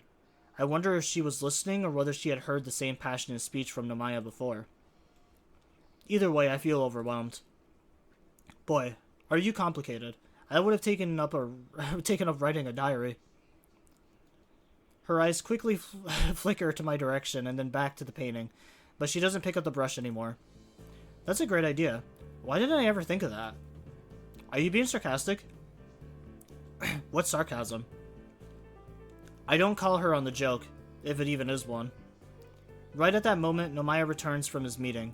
He waves to us a very melodramatic hello, mildly surprised to see us here along with his pet student, walking with a boisterous gait to his gate. That's gate, right? Gate? Got? I don't know why I said got. A boisterous yacht. To his desk, he drops his papers on. He picks up a handkerchief and cleans his glasses with incredibly meticulous care before walking over to us.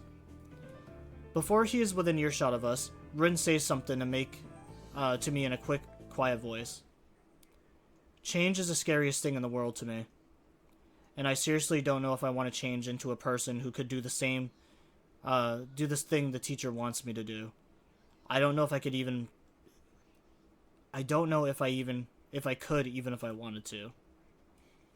Hello again. Hello. What's going on?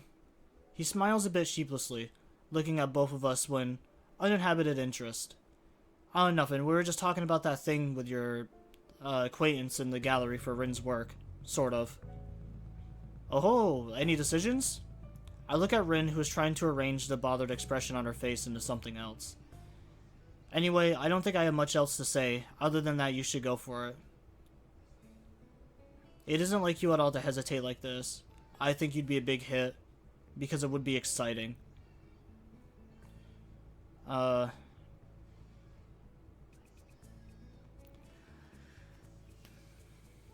don't like any of these options, though. She clearly doesn't want to do it. Don't force her to do it.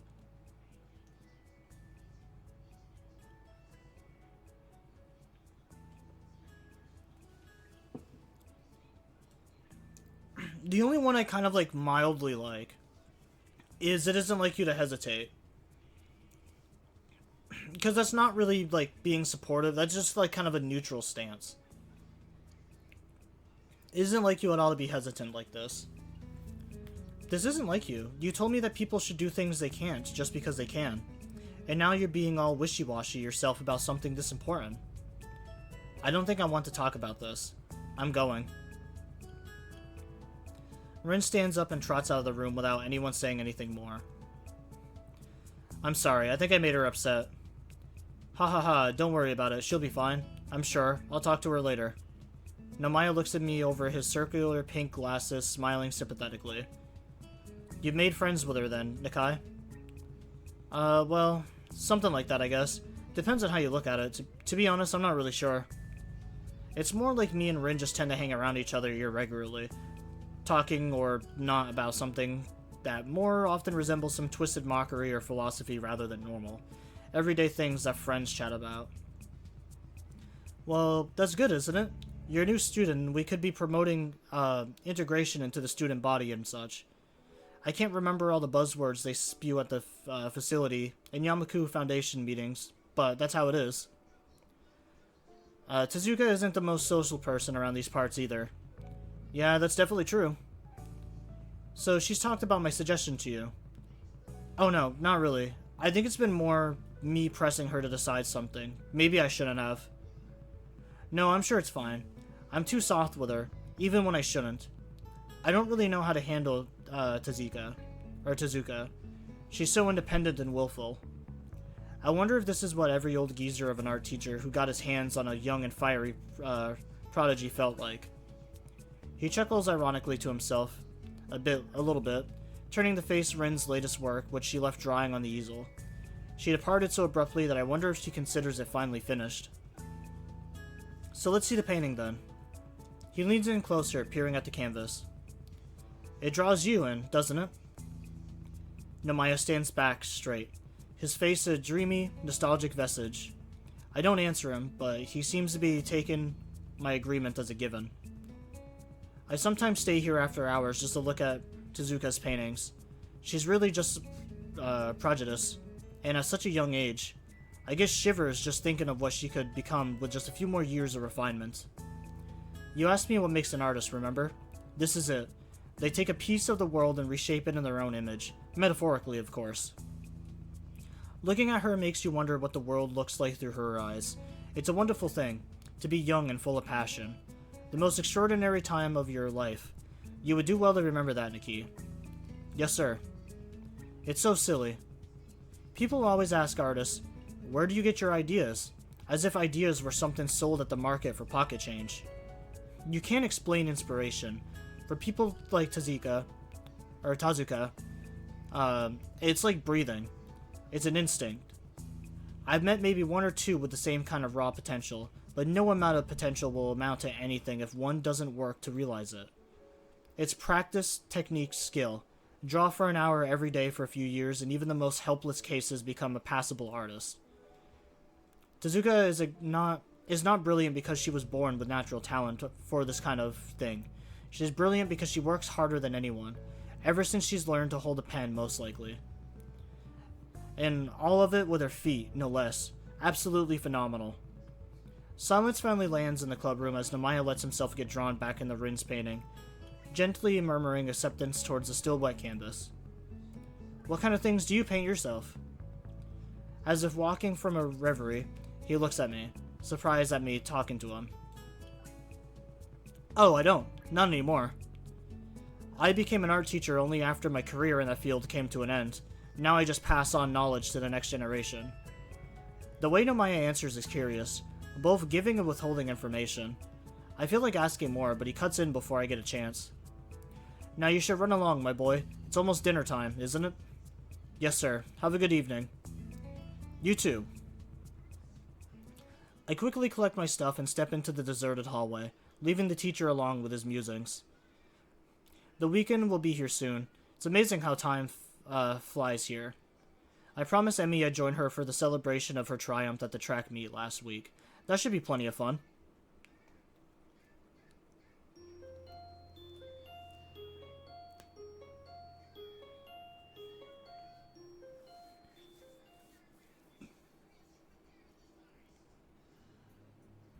So maybe this isn't the romance path with Rin?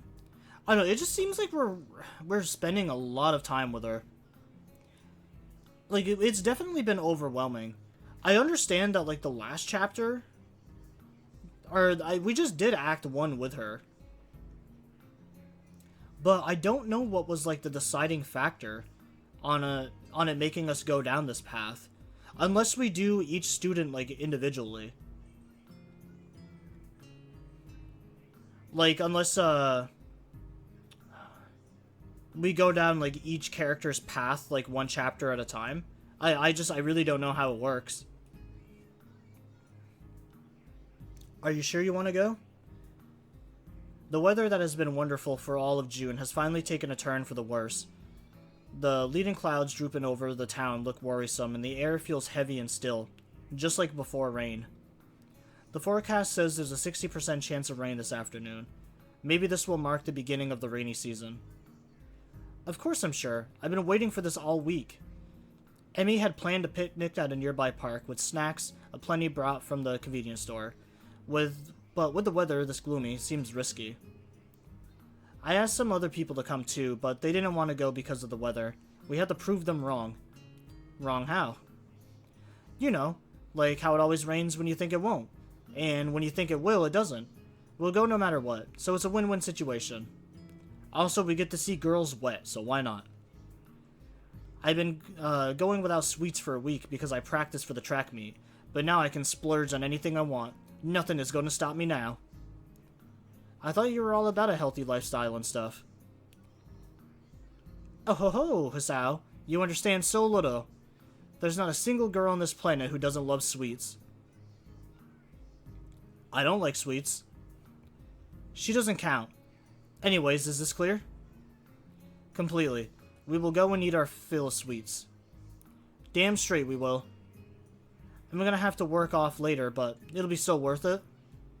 Emmy seems to be extremely determined about this. She is positively exhilarated, brimming with energy as always. But something seems special today. It's like she can hardly stop herself from jumping up and down on spot. Come on. I grasp the wooden handle of the umbrella I brought and start to follow the other two girls, who seem to have no qualms about leaving me behind if I keep daydreaming. My umbrella is really fancy, the old-fashioned kind with a curved handle and a metal spike at the end. It used to belong to my grandfather. It looks like an antique, but it's in really good shape, almost as good as new. It's really big, too. I remember how my grandfather, my grandmother, and I all fit neatly under it when it rained. Caught us on an afternoon on our walk years ago, when I was around 9 or 10. My grandparents are both gone now, but I still have the umbrella to keep me dry when it rains. We all walk along the road leading down from the school towards the convenience store, the clouds casting their dark shadows down on us. The weather seems to be taking a turn for the worse, and I'm pretty sure I just felt a raindrop on my head. Didn't you guys think of taking umbrellas? It really looks like it'll rain.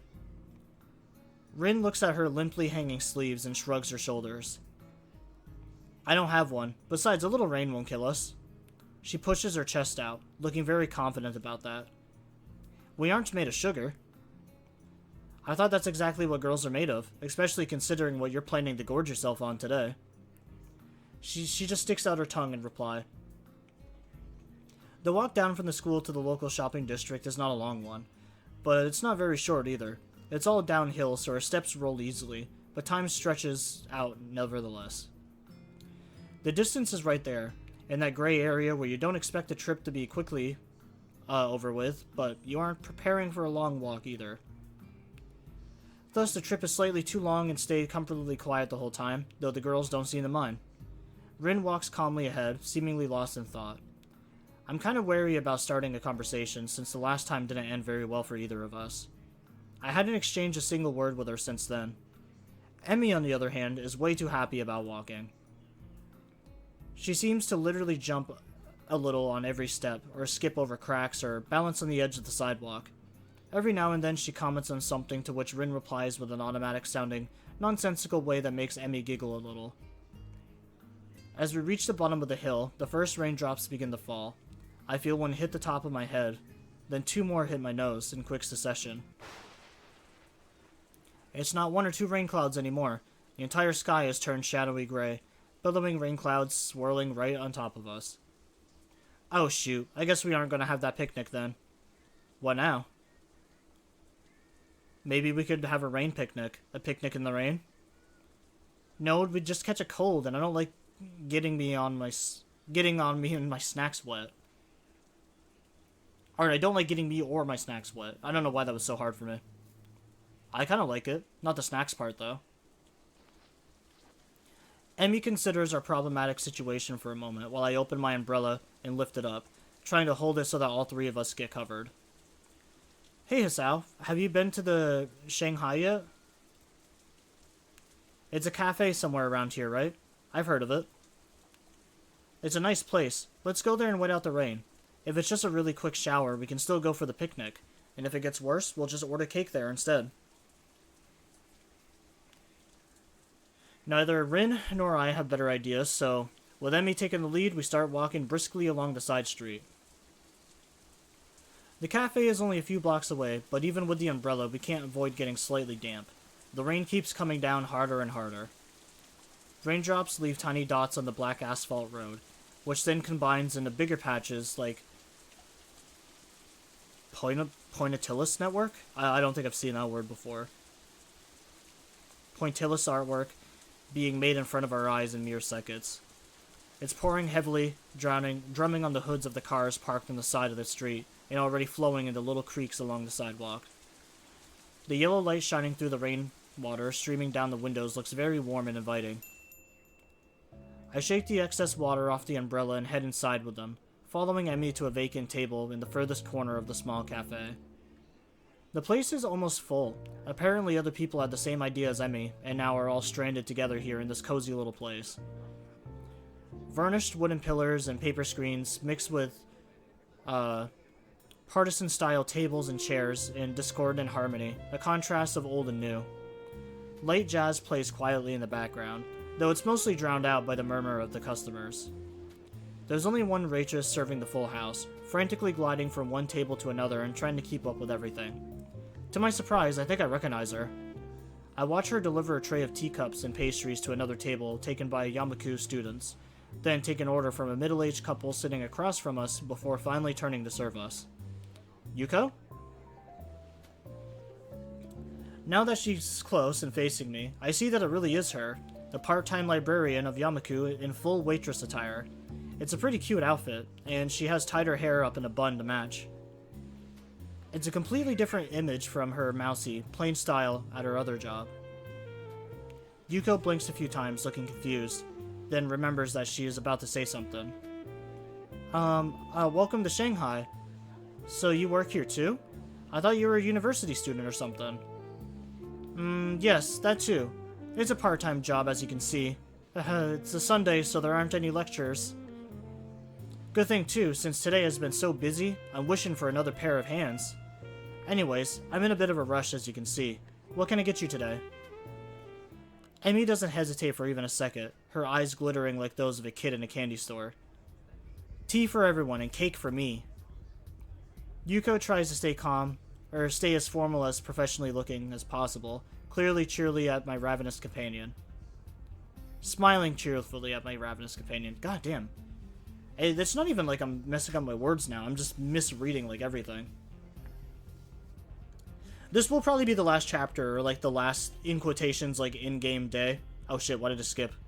No, what the fuck? Yo, why is dialogue skipping? What the fuck is going on?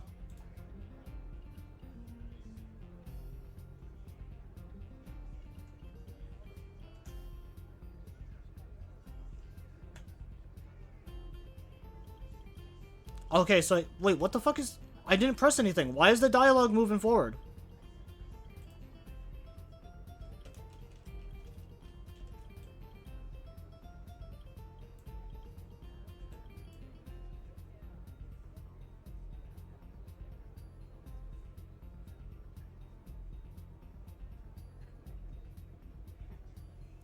Hello? What the fuck? Why is my shit skipping?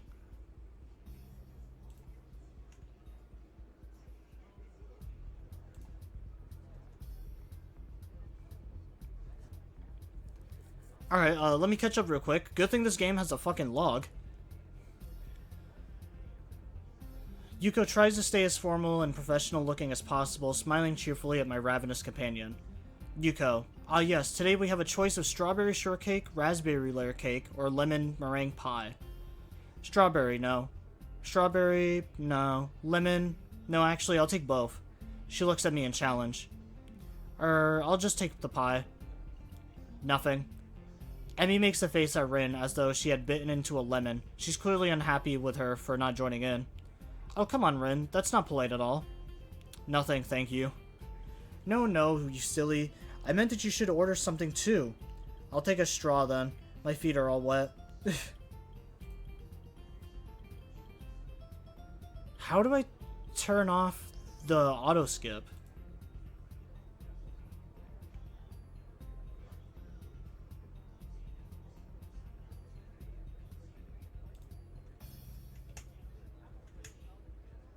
Sorry? The drinking kind of straw. Why the fuck? Bro, why is it doing that? Alright. Alright, I'm gonna save and load, because I don't know why it's doing that now. Alright, there we go. Wait, dude, what the fuck? Why is it skipping? Alright, I'm gonna fucking quit. I'm gonna quit fucking life at this point.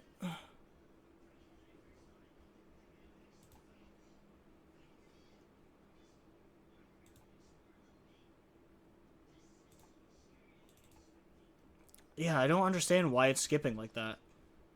I accidentally pressed the button on my keyboard and now it's just like continuously skipping.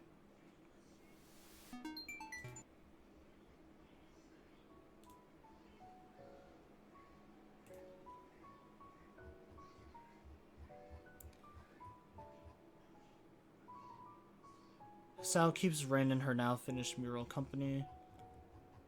So this is Act 1.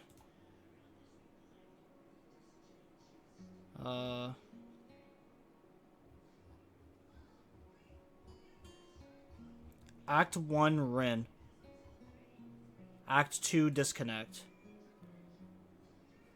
So does that mean I, like, locked myself into, Like, I really don't know if I locked myself into the relationship with Rin.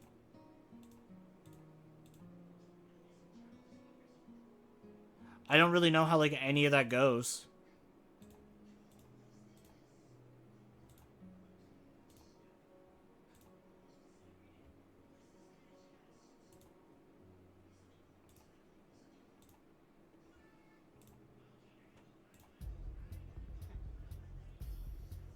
Okay, sweet. It looked like it stopped. Alright. Yuko is obviously uncertain of what to think about this. She fiddles with her pen and stationery for a moment, looking like she's about to cry before deciding what we finished ordering. Thank you very much. She bows down a little too deeply and scampers to safety behind the counter.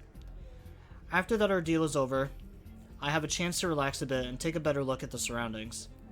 Almost every table is occupied by people happy to be out of the rain, thankfully sipping their tea while waiting to dry off. Fragments of grumbling about the lousy weather or discussions over recent homework carry the nearby tables to my ear. Each one overlaps the other, but all are covered by the sound of falling rain. After a while, Yuko returns to our table, carrying a tray with a huge teapot, 3 cups of tea, and a slice of cake and 2 pies.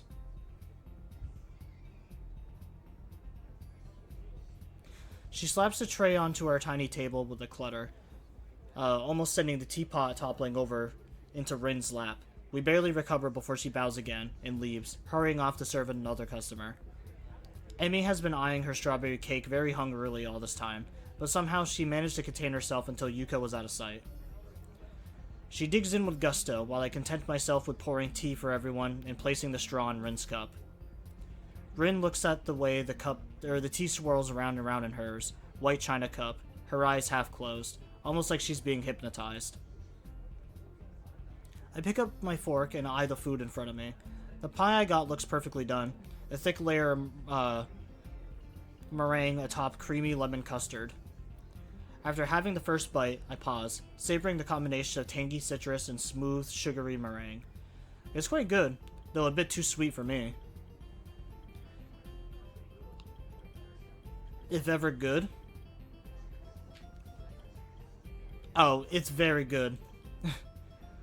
She's talking through a mouthful of cake, already halfway through her slice, even though it's not exactly small. I want to taste some of that. Before I get to respond, she strikes out of my delicious pie, takes a piece with her fork, and escapes it. Oh, my cat just fell into my trash can. This is pretty good, too. What are you doing? You have a slice of your own. Yeah, but if I started on that before finishing the cake, it'd be rude, don't you think?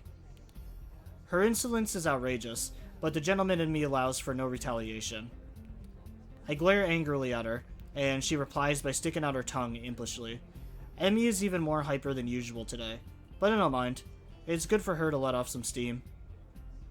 I take another sip of the cup of tea. It's a good and hot, even though I don't usually care much for tea. The atmosphere in the cafe is almost relaxing. Alright, now I kind of want to look it up, what I was talking about earlier.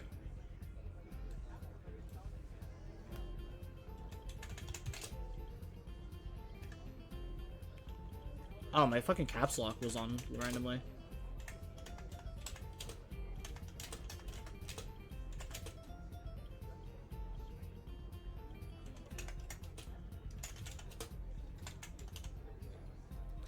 Alright, so Katawa Shoujo, how do I know what path I'm on? So you know which path you're on in Katawa Shoujo by checking if you've seen all the scenes and CGs for a specific heroine in the extras menu library and gallery section. The specific dialogue choices you make in Act 1 will also indicate which girl's route you've locked into, as Act 2, 3, and 4 are unique to each individual heroine. Check in the library gallery. Access the extras menu. From the menu, select the extras, go to the library/gallery. Navigate to the library or CG gallery. Look for blanks. If you completed a heroine's path, all of her scenes and CGs will be unlocked.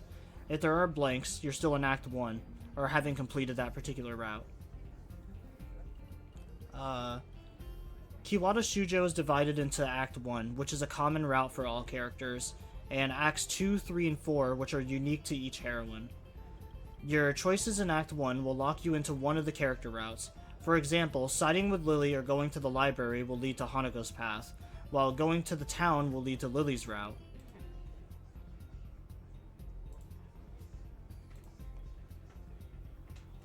To get a specific heroine's route, you need to make the correct series of choices that leads to spending more time with that character. You can use a walkthrough if you want to see the specific choices needed for each route, though doing a blind playthrough is often recommended for the first time. Okay, so I am right. We are locked into her path. That makes more sense now.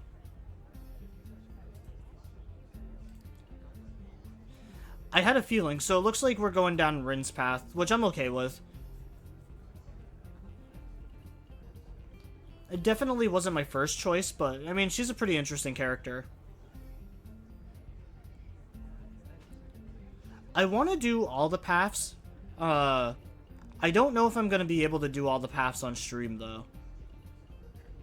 I might do the rest of the paths off stream, just because I know there's good and bad endings for each path. And I really don't want to do that. I don't want to do the bad endings, I guess is what I should say.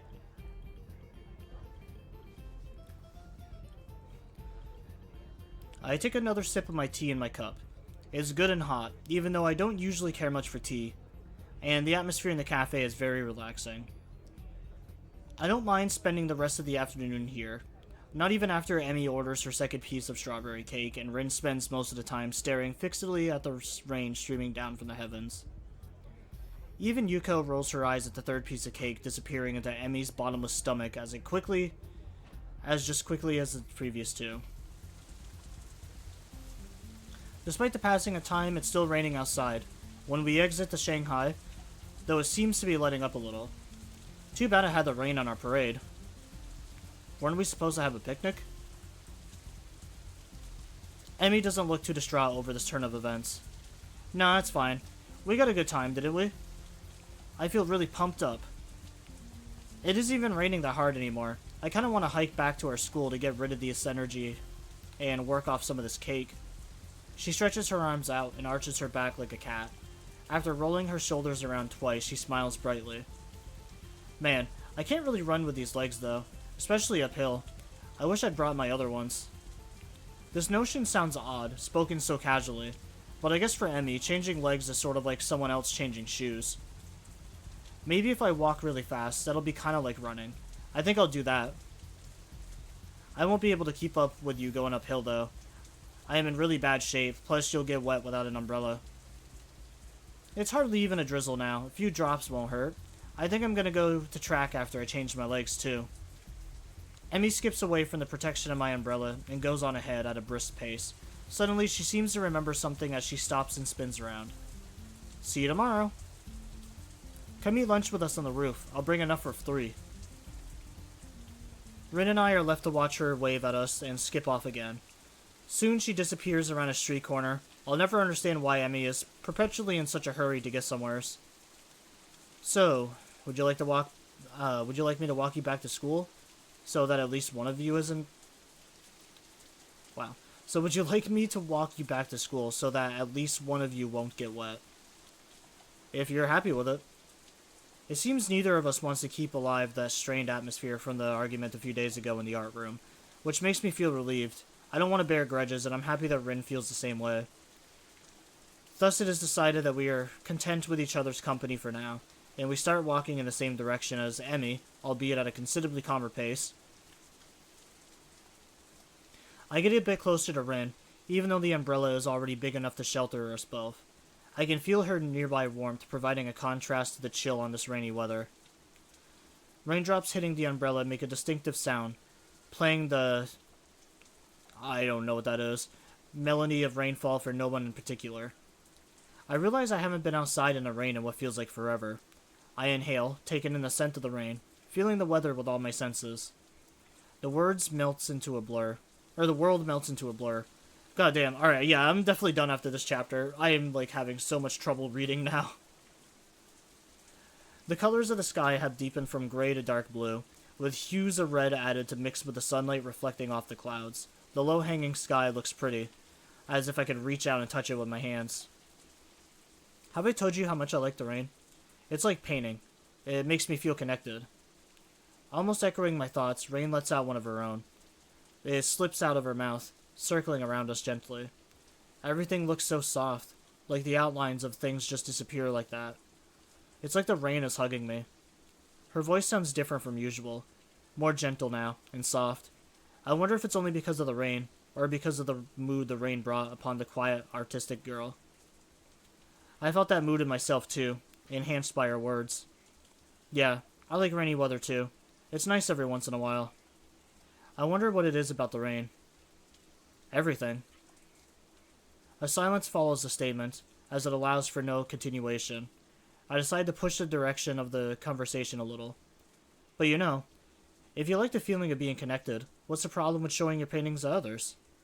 Don't you want to be connected to other people? It's not the same thing. You're comparing apples and squids. I brought up the subject Rin wants to avoid, and it shuts her down again. The question is still hanging between us for the rest of the trip back to school, and I can't help wondering what on earth I could have said to truly reach Rin. Does she feel like she's lacking an identity? She has a strong personality, but if pressed to elaborate, I'm not sure I could describe it accurately. She feels like a person who is in a constant conflict with herself. I never know what to expect when I talk to her. I wonder if she knows herself experiences that disconnect. If Rin is asking herself every day, who am I, and obsessively paints images to define herself day after day, what does she think of that way of living?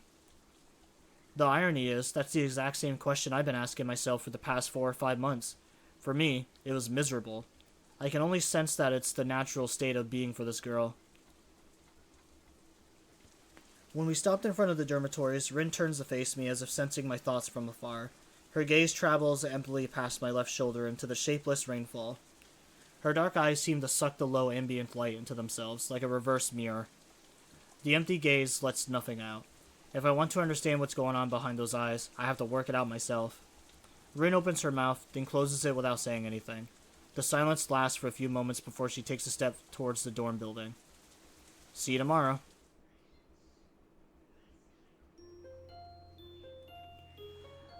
Alright, as stated, that is definitely going to be the end. I'm having a little bit of trouble keeping up with the reading now. We made some good progression, though.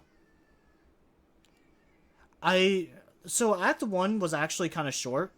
I didn't realize, like, how quickly we got locked into a character. Again, I'm not mad that it's Rin that we got locked into.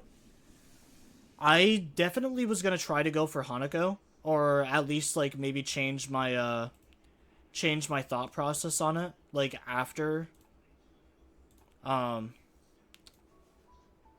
maybe after meeting all the girls. But yeah, I do like Rin. She does seem like a really good character. Like, I'm happy with the decisions that I made. I just don't really know, like... I just don't really know how to proc the other, like, endings, or the other chapters, you know? Because, like, I didn't really get the chance to side with the student council, unless me choosing to join the art club was what the deciding factor was for me going down the Rin path. I'm definitely gonna have to like look up the other paths eventually, so I know which way to go. Cause like I would love to see all the other characters, and then maybe judge all the characters once I finally like do all the endings. Again, I don't know if I'm gonna do them all on stream. If I do them all on stream, I'm probably gonna skip all of Act 1, but then just like make the choices that make the appropriate choices. Actually, that's not a bad idea. I could just skip all of Act 1, like skip all the dialogue. Choose the option to go down that character's path. And then just like once we reach that path and like start the Act 2 for that character, maybe I can start with the dialogue. You know what I mean, right? Like skip Act 1 and just go straight to like Act 2 with like a specific character. Because I don't know how much Act 1 is going to change depending on like the outcomes that I choose. I just don't know if I really want to play this game like 4 additional times after beating this one.